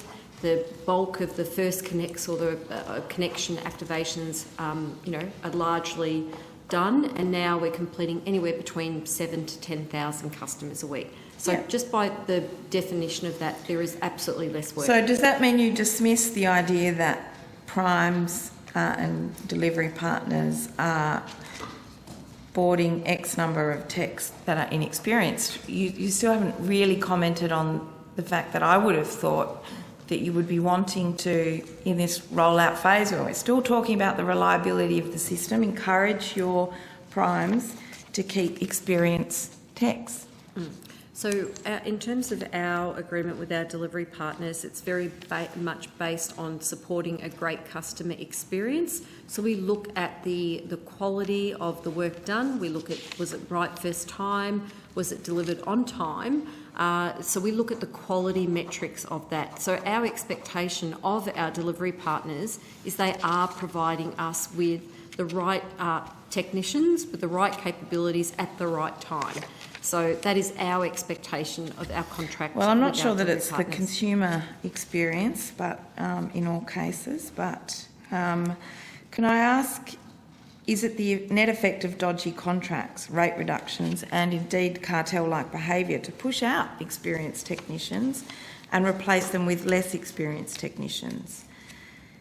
Would you expect that the work is complicated enough that you are sending an experienced technician is better than sending one who's newly qualified, or you don't care? Our focus is very much on our contract with our delivery partner, providing the right outcome for NBN, and we do in-field quality inspections. We inspect the work that is performed, so that's our expectation of our delivery partner. So at which point do you see, so if you've got a dodgy contract, rate reductions, inexperienced technicians, but if the prime's not happy, and they don't even know yet, you don't even know yet that you're not happy, because actually the technician that made the mistake because they didn't have the experience has already been replaced with another inexperienced technician. It just gives ongoing leverage to refuse to pay for jobs because quality standards weren't met first time. How would you know how many times a technician has to visit before your quality standard is met? Is that something you track? Yep, it is. And actually, Senator Kitching, I had another update for her on an item she was talking about this morning. So to give you a data point, Senator Kitching asked me last time about the number of technician visits to complete work. So this could be a good reference point for you. So in financial year 21 until Jan 21, we connected 1.426 million customers, and 763,000 of those, i.e. 54%, required zero attendance, i.e. they're what we call a logical connection, so we're able to connect them remotely. So to give you the next point, so since January to April 21, we connected a further almost 700,000 customers, requiring 460,000 of those required zero attendance. So that's an improvement of 12%. Now, that might be counterintuitive to what you said about the reason I'm telling you... Zero attendance means that the infrastructure was already there. Yeah, it was logical. So that's great from a customer experience point of view. So they've literally had no interaction with anyone other than their retail service provider. But you can see... But clearly they're not the cases that we're talking about here, Ms Dyer, because, I find it very concerning that when you're trying to refute what I'm saying, that you led with an example where a contractor was never even required. So our orders requiring 2 or less attendance, so this is where we do send a technician, has improved from 99.3%, so if you to 99.5% from January to April. So again, so of those, and how do you know in each of those cases that a Prime didn't send a contractor twice? Order, Senator Pratt. Ms Dwyer was directly answering your question. I understand. Please let her give that. I want to know if my question is how you know that Primes are properly reporting the number of visits that they've made to a particular premises. Surely all you care about is when they say the job's complete. Yeah, I assure you the delivery partner would tell us if there was more than one appointment, because they would make a claim for that with the NBN. They would give us a reason code and say, we required a new leading conduit, or, there was something else. So they would notify us, because in fact it's in theirs and their interest to do that. Except if it was their fault because they sent someone unqualified to do it. Senator Pratt, we've would you know under those circumstances? Senator Pratt, order. Senator Pratt. Yes, thank you, Chair. I'm listening. We are now 12 minutes over the lunch break. I thought you only had a couple of questions. Could you finish up with this one, and then we will return after the lunch break.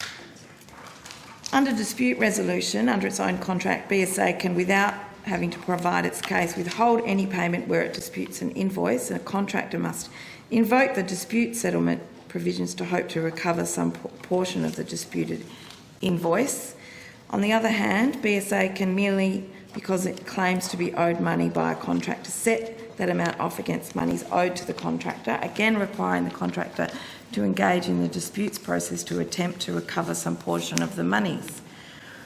What disincentives do you consider that might create for technicians and small businesses to raise complaints or invoke dispute resolution processes for unpaid monies? And I can certainly see how that dynamic might mean that not every visit to a site is recorded in the systems that you have oversight of.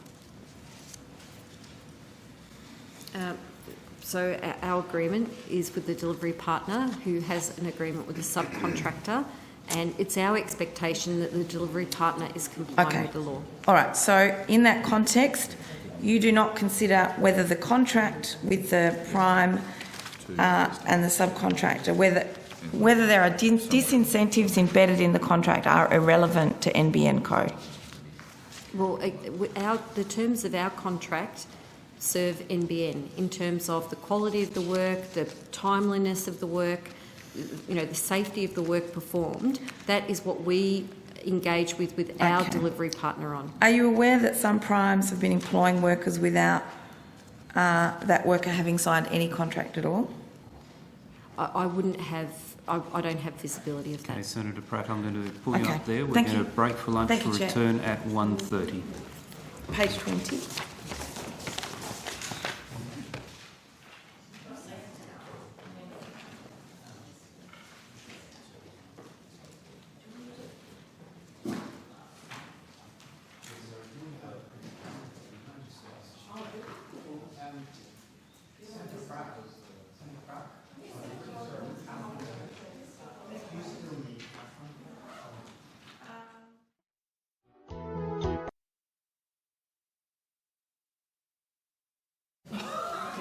Okay, being 1:30, the committee will resume with its examination of NBN Co Limited, and I will give the call to Senator Pratt.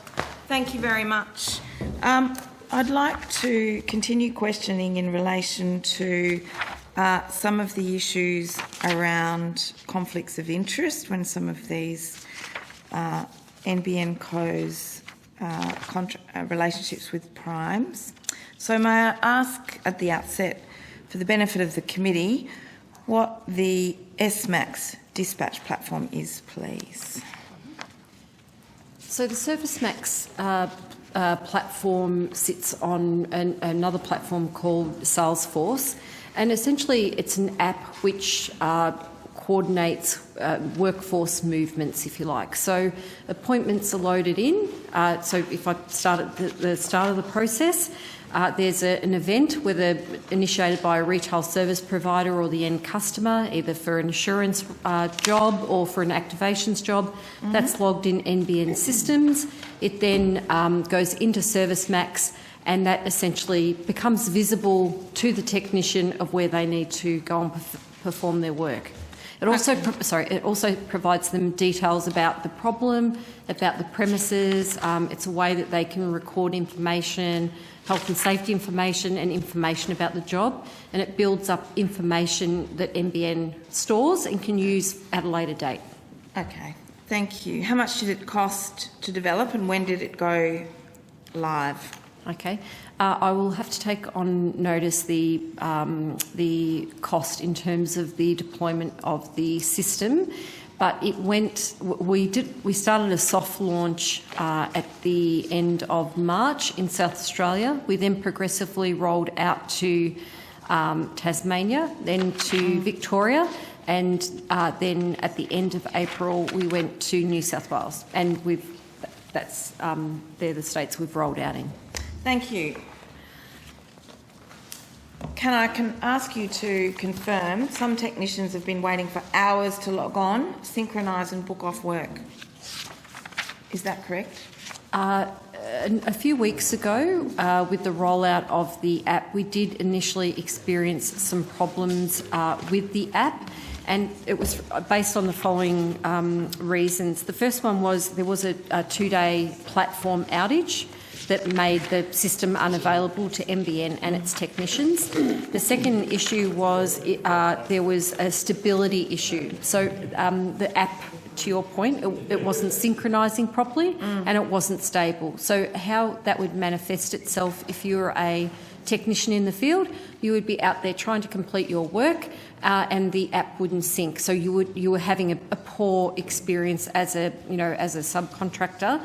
And the third one was more of functionality. We were getting agile-based feedback from the subcontractors in relation to the usability, and we were working with them, based on the feedback we were getting, to streamline the usability as we were rolling out the app. NBN's indicated the system worked well in initial states, but then ran into issues in New South Wales and Victoria. What changed? What changed was, or my reflection is, in South Australia and Tasmania, a much smaller volume of work that came in, a lot more what I would say direct hand-holding, if you like, or work with the technicians in relation to the changeover from one system to the next. We did initially see, because we then went to Victoria, we did initially see a usability and impact from a technician's point of view, but it very quickly recovered within 1 to 2 weeks. What happened when it was rolled out in New South Wales, the platform went down, and we then had, due to literally the doubling of the amount of workforce on the system, we then had the issues around the functionality where it wasn't syncing properly. So therefore, it caused a poor experience for those.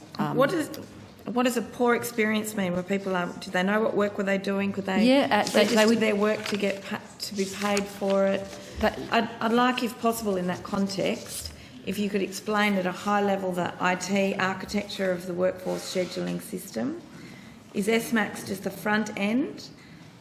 Is it got Salesforce, ServiceNow, Oracle? What's at the back end? Yep, absolutely. So the ServiceMax app sits on top of the Salesforce platform, and it has a ServiceNow functionality in relation to scheduling and how work is coordinated and fed into the ServiceMax tool. I think your other question, I'm trying to remember the other part of your question. Salesforce, ServiceNow, Oracle. Yeah. So the architecture of it. Yeah. And okay. Whether you've done any assessment of lost income or. hours, time, you know, when it costs time for people to use the system, were they reimbursed in any way by NBN Co for that? So first thing is any work that was submitted to the delivery partner and subcontractor that was, you know, for example, because the app wasn't syncing and was unable to be completed, will be paid for. So absolutely, you know, that's the arrangement. And secondly, due to the initial functionality issues which have now been resolved, we have still brought in this, I guess, this additional payment mechanism to subcontractors as they're getting used to the application and they're using that more broadly. What's the actual cause of the latency and lag in the system, and why wasn't this an issue in the early phases of the rollout? I think it was really, it was a bit of a compounding problem with the amount of users that we had on the system, and again, and this is feedback that we received, we were loading a lot of artefacts in the field, and we were asking the subcontractors and delivery partners to use the app in a workfront way. So we worked very closely with our delivery partners and our subcontractors to really refine that as we went, and that was always part of the plan. But again, when New South Wales was added overall, it doubled the amount of contractors. Yeah, so at the back end you had Salesforce, ServiceNow, Oracle. Were there any others, did you say? So it goes Salesforce, SMAX and ServiceNow. That's really the three parts. Oracle is more related to payments. If you could take on notice, please, you know, what each part of that system is doing, sure. that would be excellent. Yeah, and I think they're my questions now. Yep, thank you. So, Mr Roux, can I start with you? I've got some issues around HFC speeds. So I want to begin by referring to, excuse me, some recent correspondence from NBN users about the speeds that they're receiving over the HFC network. I'll read out some segments of that correspondence. There's a lot of detail and I'm also conscious of time. Yeah. So one user has not been receiving the gigabit speeds he had been paying for since March of this year. His HFC download speeds were previously able to reach peak and off-peak speeds of close to 900 millibytes per second, but suddenly dropped down to 30 megabits per second. The upload capacity remained unchanged. He's contacted his ISP over 30 times about the issue over phone and email. He has 3 different NBN technicians attend his premises. One technician told him that the problem was an NBN configuration issue and will be resolved in 3 hours. The ISP chased it up and that never happened. Another technician told the customer the problem was with the internet service provider, so the customer changed service providers and still had the exact same issue with slow speeds over the HFC connection. He's understandably very frustrated because on many occasions his ISP had not heard back from NBN regarding the issue. The customer asked for a senior technician from NBN to visit his house and NBN refused to do that. He's since called the TIO and there have been 4 different HFC outages in his area, and the dates were listed at the 25th of March this year, 29th of March, 8th of April and the 16th of April. His ISP then advised him that that was due to software upgrades. So, Mr Roux, there's an issue in parts of the HEC network where it cannot deliver gigabit speeds.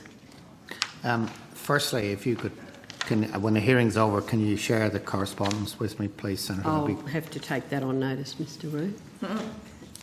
Are you, well, if you wouldn't mind, but I don't know whether John, if you can talk about the speeds piece, but I think as well if you want to talk about I think geographically, Senator, we need to know where that is. It's a very simple question. Yeah. It's not specifically related to this particular issue, as I understand. It's really an issue, are there issues in parts of the HFC network where it cannot deliver gigabit speeds? Yes. There is. Because we're upgrading the network at the moment. So, right. But if so I that's just... sorry to jump over you, but is that the software upgrades that his ISP advises that was due I to don't or know. not? I don't know what his RSP advised him, Right. but we're currently upgrading the network right now, and we're currently sitting at around 66% of the network that is 1 gigabit enabled, Yep. and it'll be 95% by the end of the year. Now, there are a couple of factors in that question. One is really understanding geographically where that customer is, and the second part is that there are outages on the network caused by a couple of things. Yeah. Local power outages, which Yeah. is significant, Okay. and also as we do continue to upgrade the network, then there are outages, but we do advise customers in advance. Right, And Senator, to be- sorry, to be sorry. Senator Furcar Sorry, has the call. I just need to clarify, but this user used to be able to receive gigabit speed, so what... Yeah, until you look at the very specifics, it's really difficult to say. I mean, there is no rhyme or reason that they would have gone backwards. Right. So it would be great to have a look at that as a case by case. Senator, sorry, your question was, are there issues on the HFC network? In terms of gigabit speed, we are upgrading it over time, so there are areas that don't have gigabit speeds, Yep. and there are areas that can get up to gigabit speed. So it's not an issue per se; it's just a timing of upgrade. Yeah, okay. Well, look, we're happy to provide the individual If you case could, to please. NBN Co for your direct follow-up with Once the we've got the individuals, if you commission could. of So, individuals. Mr Rue, I now want to refer to correspondence from another HFC user, and they say, I've had NBN since it was released in my area. HFC is the technology used. I upgraded my speed last October from 100 megabits per second /40 to 1000 /50. It took my retail provider nearly 2 weeks to upgrade the speed from when I ordered it. Most of the time it would be fine. Sometimes I would have to reboot the ARRIS modem as the speed would trickle down to about 400. Come March the 16th, 2021, nothing changed at his place, but the NBN HFC connection has slowed to a trickle. He logged a fault. The retailer sent out an NBN tech, but he would get several texts saying that the NBN fixed the speed issue and no need for an appointment. So he'd then have to go through that process several times until the NBN tech came out. 6 NBN technician visits later, 2 new ARRIS HFC modems, the issue persists and has not been resolved, and it's approaching 2 months now. The technicians changed the connectors, changed the isolator, checked the signals, and they were all good.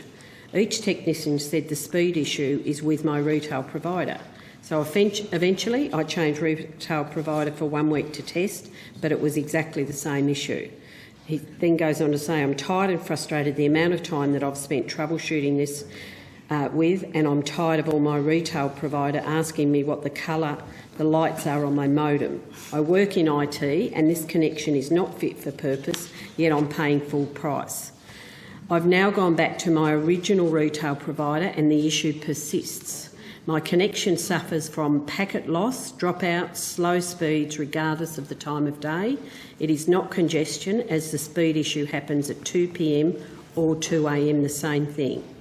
Apple TV 4K speed test via Ethernet used to hit 942 megabytes bits per second, now only about 40 or so. On my C connected via Ethernet, I would get over 945 download now. The results are shown below in the link, so he's got some links that he's provided us with. These results were 36 megabits, 46 megabits and 50 megabits. These tests are done via Ethernet, even connecting directly to the ARRIS box, same issue. They're a household of 6 people, 2 adults, 4 kids, 1 child's at university, 3 are at school, so they have a heavy usage, obviously. An NBN supervisor contacted them a couple of weeks ago saying that he would send a field engineer, not a technician, and he will fix my issue. Several days pass and it's another field tech, not an engineer, changed connectors, changed the mode, tested signals and left. This didn't fix anything. They all say the same thing, including the NBN supervisor, contact your provider. So, Mr Rue, I suppose I'll ask you the same question. Is there a broader issue with HFC at present that means that some parts of the network cannot deliver the gigabit speeds that users are paying for? Well, once again, there are areas of the country that is able to get up to 1 gigabit speed, and they would have been sold to this particular customer. So the answer to your question is, if it's an area that is able to get up to gigabit speed, there is not a prevalent issue in the network. The experience that people are getting on HFC is good. Having said that, Senator, you just read out, and thank you for sharing that, an issue that a customer is having. And once again, until you actually get into the specifics, because it could depend on the home, it could depend on the street, it could depend on the modem they have, it could depend on a range of things. checked? So if you could share that with us, we'd be delighted to follow that up, and we will resolve I the guess issue that, for the and I'm customer. happy to do that, Mr. Rowe. As you know, I know you come with these stories almost every estimate. But the issue is that it takes until we sit before you at an estimate before people actually get their issues resolved. They're otherwise sent round and round the mulberry bush until we get an estimate, and then I read out this story, we send it to you and you fix it, which is great. But why do we have to wait for estimates to have that happen? So can I ask you... Well, you don't, Senator. You can send, if you get that correspondence, please don't wait to estimates. Send it any time. But if I could just say that when we look at the customer satisfaction on our networks, when we look at the number of complaints on our network, they're reducing, Senator, not going up. So it's not a fair representation that customers are getting a poor experience. It's actually the opposite. But there will be issues. I'm not sure that I agree with that. But In any technology, there will, from time to time, no matter what the technology is, there will be issues. And our job, quite rightly, Senator, is to, when those issues are identified, to work with our retail partners to ensure that they're resolved. And in this specific example, Senator, it's impossible for John or me or Catherine or Brad. I understand that, but I guess question. what I'm raising, Mr. Rowe, is the fact that I want to make sure that this isn't actually a broader issue that hundreds of HFC customers might be experiencing, because not everyone has.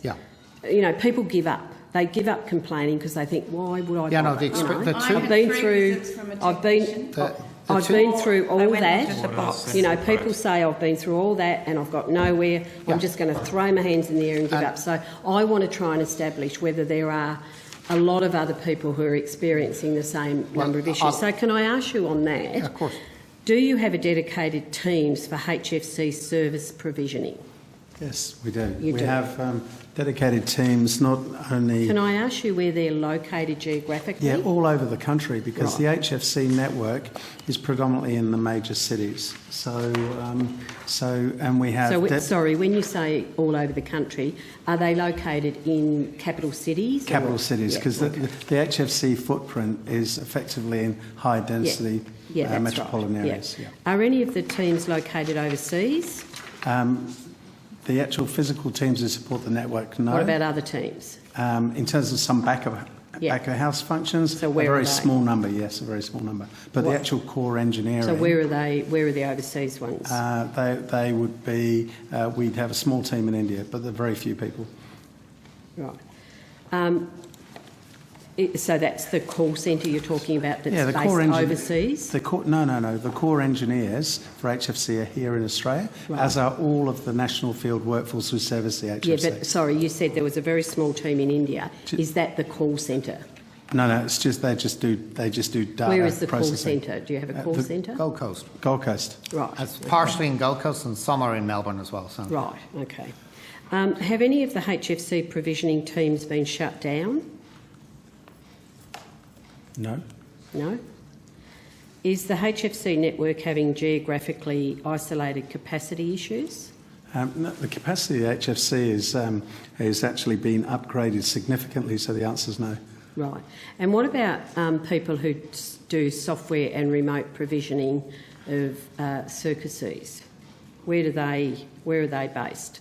I'd have to take that question on notice. So you don't know? Not 100% sure, no. Do you know, Mr. Rowe? No, but the team will come back with hopefully the answer before 2:30. Yep, great. Are you aware of any software configuration issues with the HFC network? No, not directly. Beyond the upgrade that we're currently running across the network at the moment, no. Okay, so I guess you sort of touched on it before, but I just want to expand a little bit. You talked about the particular areas where these people might be, but why would two very different households be experiencing a similar problem when connecting through 4 different retail providers? Again, dependent on the specific location of those customers. Yeah, you did say that. Yeah. Is that the only issue? Yeah, predominantly that should be the only issue, yeah. Well, again, Sandra, I'm happy to feed you back the answers once we know, Sandra, but we need the specifics. If the customers are willing to share it with us, we're very happy to pursue that and inform your office of the well, we will get that Yeah, information to you. So, thank you. Do the systems at NBN Co specifically capture service faults for circumstances where HFC can't deliver gigabyte speeds? We capture the customer ticket of work from the retail service provider, and we Sorry, the trouble customer ticket. what works? So the customer will report that if they've got an insurance problem or an outage, they'll report it to their retail service provider, and we will act on that ticket of work. Yes. Right, but you don't actually capture that. No, the what we service do faults. is we monitor all of the performance of all of the nodes proactively to see what speeds are occurring across each of the nodes. Are you able to tell me, and I'm happy for you to provide this on notice, how many HFC speed-related service faults you've received since February 2021? We'll take that away, Sandra. Certainly, we wouldn't have that. Okay, well, I guess the reason I'm just wanting to make sure that it isn't a more systematic problem, of course. So, okay, I've got some now on fibre to the curb. So on the 16th of August 2018, at the end of the results call, NBN stated that I'm delighted to say that we're close to ending the testing phase and we'll shortly install our first G.fast enabled DPU on the FTTC network. Mr Morrow said that during the financial results call. We will be one of the first operators in the world to take this step on FTTC. What we are doing here is preloading the NBN network to be able to meet the bandwidth demands of the future with G.fast technology. It will enable gigabit per second speeds over copper lines, with the vast majority of the 1.5 million premises on the FTTC network to be G.fast enabled by the year 2020. So are the 1.4 million premises that Mr Morrow spoke about back in 2018 on the FTTC currently G.fast enabled? It's about 1.5 million, Senator, actually, but that doesn't matter. It's materially the same. And approximately half of those we could have delivered high-speed tiers using G.fast. So 1.5 million are? Around about half of those. Oh, sorry, about half of those. Yeah, I don't have the exact number, but it's about half, John, isn't it? Right. It's about half. But sorry, Senator, you keep... So why only half when back in 2018 Mr Morrow said 1.5 million premises would be on that network with with G.fast enabled? I'd have to go back and have a look at what he actually said, but if I can, I'd have to answer a different way.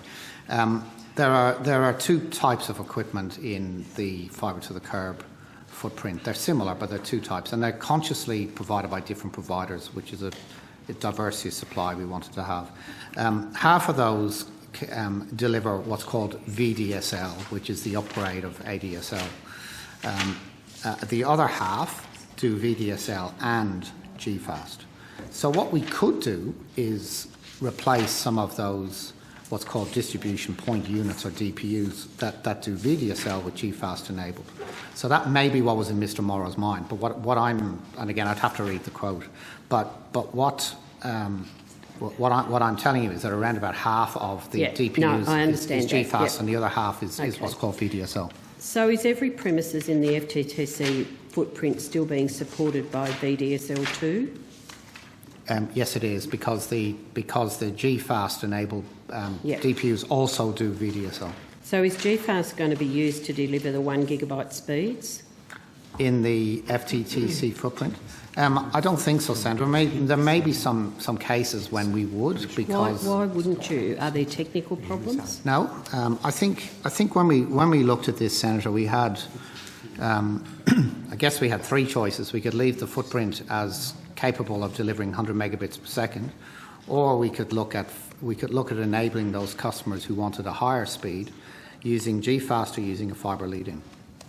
But when we looked at the long term, and I'm talking, we've built a network to enable everyone to get to a minimum speed. Now, if we're going to provide higher speeds beyond 100 megabits per second to people, we wanted to look at the long term, the 15-year roadmap, if you like. And if we were to deliver, and I should also say, we have already pulled fibre to outside someone's home, so it's close. So the fibre is close to the home. When we looked at it, we took the view that using using G.fast, there would still be things like copper remediation. There may be still some home wiring in the home, and it was also going to be IT system bills for us and the retailers, and a harder thing for retailers to manage because they'd have to explain what service they were getting. So we concluded that the best return on investment was for those customers who wanted more than 100 megabits per second to provide a fibre lead-in. Now, Senator, I will say, in the background, you asked me about G.fast. In the background, there may be times when it makes sense for us, invisible to retailers, to still use G.fast. And if you want a technical reason, John can answer that. But effectively would enable some homes to get that 100 megabits per second. So we're not completely abandoning it. Okay. But in the vast majority of cases, for those customers who want more than 100 megs, we've concluded the best solution for them is to provide a fibre lead-in. Yeah. Okay, great. Look, I just want to keep moving because I'm very conscious of time, and I am conscious that Ms Dwyer is sitting there, and I'm happy for her to go because I know she has a plane. Senator Green, are you okay with Catherine leaving as well? If there's anything else we need, and Senator Sheldon as well. And you can't notice. Yeah. Thank you, Ms. Catherine. Thank you, Ms Ryan. Thank you for coming under difficult circumstances. So, Mr Rue, why is NBN Co now having to upgrade premises to fibre to the premises in order to deliver speeds of 250 megabytes per second? In the fibre, which area? Sorry, Senator? In the FTTC. In FTTC. Yep. So everyone in the FTTC area is able to get, or the vast majority of customers in the FTTC footprint is able to get speeds of up to 100 megabits per second. So what we have done over the last decade is build a network out. I'm glad we did because it was basically completed when COVID hit us. But what we have been doing under the statement of expectations has been building out as fast as we can across the nation to get to a minimum service for everybody. In fact, Australia is one of the only countries I know of our size that has universal access to everybody of high speed broadband. The next stage on any organisation like ours, any technology company, is what follows that, and there will be over time customers across the country who will want to enjoy and will have a need for more than the minimum speeds that we're providing in various footprints. So in this case, fibre to the curb. Can I just wind you back to in September 2020 at the National Press Club, the Minister for Communications said then that G.fast would be used to deliver gigabyte speeds over FTTC. So why wouldn't you use that capability if it's already in the ground for, say, 750,000 homes? Yeah. So are you saying that it doesn't work properly? No, I'm not saying that at all. What I'm saying is that when we looked at the long-term return on investment, in other words, over a 15-year, say, period, for the best solution for those customers who wanted more than 100 megabits per second was to provide a fibre lead-in. G.fast absolutely could have delivered. It certainly could have delivered 250 megs and above that as well. It can't, or it could, absolutely can. Right, so there's no technical issue. There's no technical issue with G.fast, but as I said in my answer earlier, when you consider the fact that fibre is close already to the home, when you consider the fact that there will be work like copper remediation for these are the customers on the highest speed tiers, things like home wiring, IT system bills for retailers, we concluded that the best long-term, and this was, again, I'm not here to talk on behalf of the Minister, but this would have been after that event that Okay. I don't know where it was. I can't remember where you said it was, but after that event. So the minister said 750,000. Well, no, he didn't say 750,000. That's a rough number. That's a rough number. That's the rough figure. Yeah. How many premises are you assuming will take up speeds of 250 megabytes per second or more within that FTTC footprint? Over what time period, Senator? Well, I guess is the assumption similar to the fibre to the network overbuild, roughly 1 in 5 by say 2024? No, I think. Or do you expect a higher take up in FTTC? I'll ask Mr. Wickham to comment on it, but it'll be less than that because there are customers in fibre to the node, where we're building fibre in the street. Those customers. There will be customers who cannot get 100 megabits per second, so some will want to go to 100. Cannot? That cannot, yes. Can't, and yes, so okay. they now will have the opportunity, if they so choose, to be able to purchase 100 megabits per second speed tier. Senator, but fibre to the curb, the whole of that footprint can already do it. Okay, so therefore, I think how many lower, lead-ins? Can I just ask you? This is my final question on this topic. How many lead-ins for FTTC premises do you expect to build by 2024? I don't have that, Senator. We're in the middle of preparing a corporate plan. So I hate to say this, but can you hold that question? Can you hold that question, Senator, next Senate hearing? Because we'll have done our plan and I'll be able to answer that case. Well, I'm asking you now. What do you expect to build? We're currently building up those sort of assumptions for the next corporate plan, Senator, so I don't have it here today, nor is the corporate plan completed. Can you take it on notice, Mr. I'm very happy to take it on notice, but we will. What I can tell you is that assuming the next Senate hearing is after the corporate plan release, we'll be able to answer that. Yep. Okay. Senator Schill.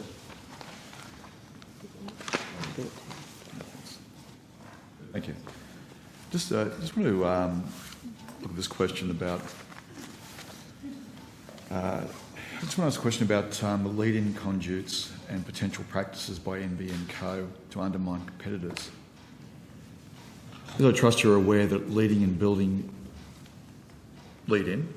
conduits, LICs, are essential for the delivery of fixed broadband services to corporate enterprise customers in commercial buildings, as they are physically connect street infrastructure to a building. Without access to these last segment of the conduit, an infrastructure owner cannot connect to the building or must undertake civil works to dig its own lead-in conduit. The ownership of almost all existing Telstra lead-in conduits have now transferred to NBN Co. Telstra still gets to use the fibre they have in the lead-in conduit at no cost, as per the definitive agreements, and the NBN charges other access seekers to assess. Now, for the benefit of this committee, can you explain how the NBN Co's current charging structure for lead-in conduits differs to Telstra's existing charging structure? Do you want to take on, Brett? Yeah, I mean, I wouldn't be qualified to say how it differs. We do, as you mentioned, we have taken possession of those lead-in conduits. We do offer those lead-in conduits on commercial terms. We're, of course, a user of those conduits as well, so we need to set aside capacity for ourselves, but we do make them available to other participants in the telco industry. So just so when you say you can't, is somebody else able to give me that answer, or about the explain how the difference between the Telstra existing charging structure and what NBN Co? So Senator, the Telstra, what we call as DAs or definitive agreements, was set back in 2011 and then was revised in 2014 as part of the setup of NBN. It was a separate commercial arrangements between NBN and Telstra that enabled the start-up and effectively NBN to come into existence.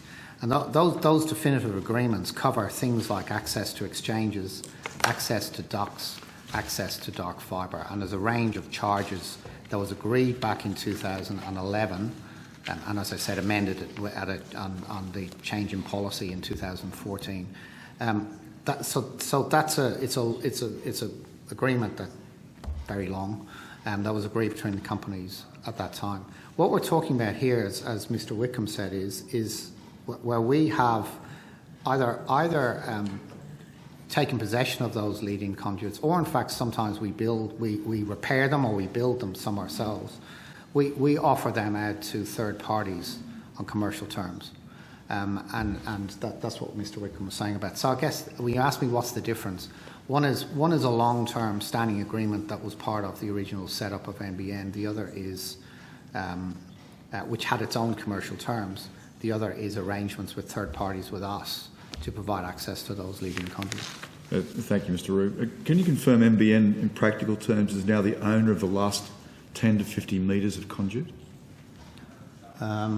In some cases. I mean, we're not in every single commercial building. So where we are in, so the answer would be no.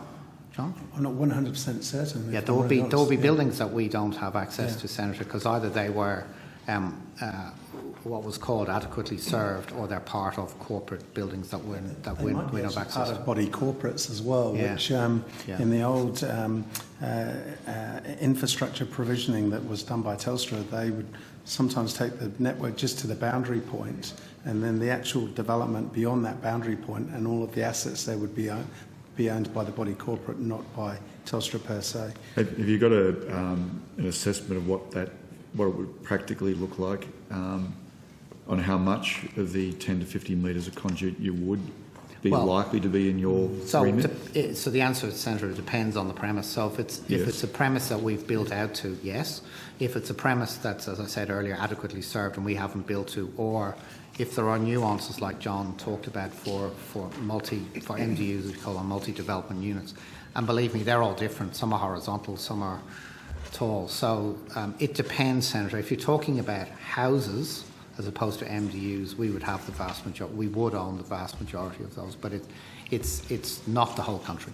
Better. Does this mean that competitors must now negotiate deals with both Telstra and NBN before they can deploy infrastructure into a building? To the extent that, so they would have commercial arrangements with Telstra, and I have no, as you'd understand, knowledge of that. Where they need a leading conduit into a premise where we own that leading conduit, as Brad said, we would have commercial arrangements for that piece. So the commercial, there'll be some commercial arrangements you have, but you're not quite clear whether it's I may have misunderstood. You're not quite clear whether there's arrangements for all circumstances. Is that? Well, no. To be clear, where we own or have built or have upgraded a leading conduit, and somebody else wanted access to that, there are formulas applied, if you like, to ensure that NBN gets is able to cover the costs of providing that to a third party, essentially. What happens with the Telstra conduits and third parties, I can't comment on, Senator. So why has NBN Co imposed a 100-metre per connection purchasing requirement on access seekers? I think conceptually because the first meter is the most expensive meter, and so in essence it's sort of a minimum mobilization charge. It's just a practical way to get around the fact that it costs a lot to mobilise to get out and get access to the LIC. So why are access seekers being forced to buy 100 metres in some cases of leading conduit when in many instances NBN Co don't even own the 100 metres of leading conduit and the access seeker doesn't need 100 metres?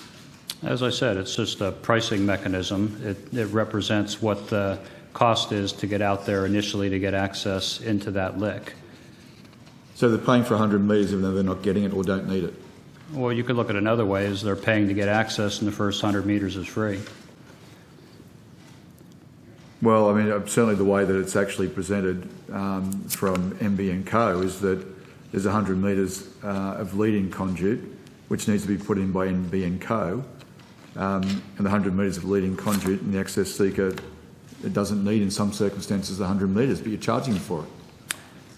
Well, we're just going in circles. I think, as I said, there's a minimum charge to get out and access it. Making a point. My point is that there's a minimum charge to access the LIC, and you get the first 100 metres included in that. Why don't we take on notice your question, Senator, and lay out exactly how it works, so it may be an easier way for you to. You also, that would be of assistance as well. Yep, I'm happy to do that, Senator. Can you confirm that the NBN Co's commercial offer is between 3 and 4 times higher than the previously priced access seekers had contracted with Telstra? I don't know the answer to that because I don't know what the previous contract was, but what I do know is that we have commercial terms that ensures that we cover the cost of providing effectively additional services to people. So, Senator, I can't tell you about what previous arrangements were. Would you be concerned if it was 3 to 4 times higher than the previously priced access seekers? It would depend because contracted with it Telstra? would depend because if we have put in many cases we have so the leading conduits. It sounds like we just acquired them from Telstra, but often they needed repair, they needed work done on them. And John, I don't know whether you want to comment, but there is in many times we have had to incur capital to ensure that leading conduit works their own work, but provides the access that's needed. So to the extent that there is capital incurred by us, you would expect us to have a recovery on that, where we're providing access to third parties. But John, do you want to expand on that? So many of those leaks or leading conduits are just so old, Senator, that there is always remediation in many examples that has to be undertaken. So it's only fair and reasonable that we would recover our costs. Right, thank you, Chair. Okay, so just confirming that we'll completes. put the rest of our questions on notice. Terrific. In that case, thank you, Mr. Roux, to you and your team. Thank you very much for not just your evidence today, but what you've been doing to support Australia, its business and community groups throughout the pandemic and in their normal life. Now, you have agreed to take a number of things on notice. Yep. Friday the 9th of July is the date for the return Okay, of Senator, we'll have the answers back. Yep. Terrific. Thank you very much. Thank you. Thank you, Chair. Thank you, Senator. Thank you, Chair. I will now call forward officers from Australia Post, and we will suspend just briefly until they are ready.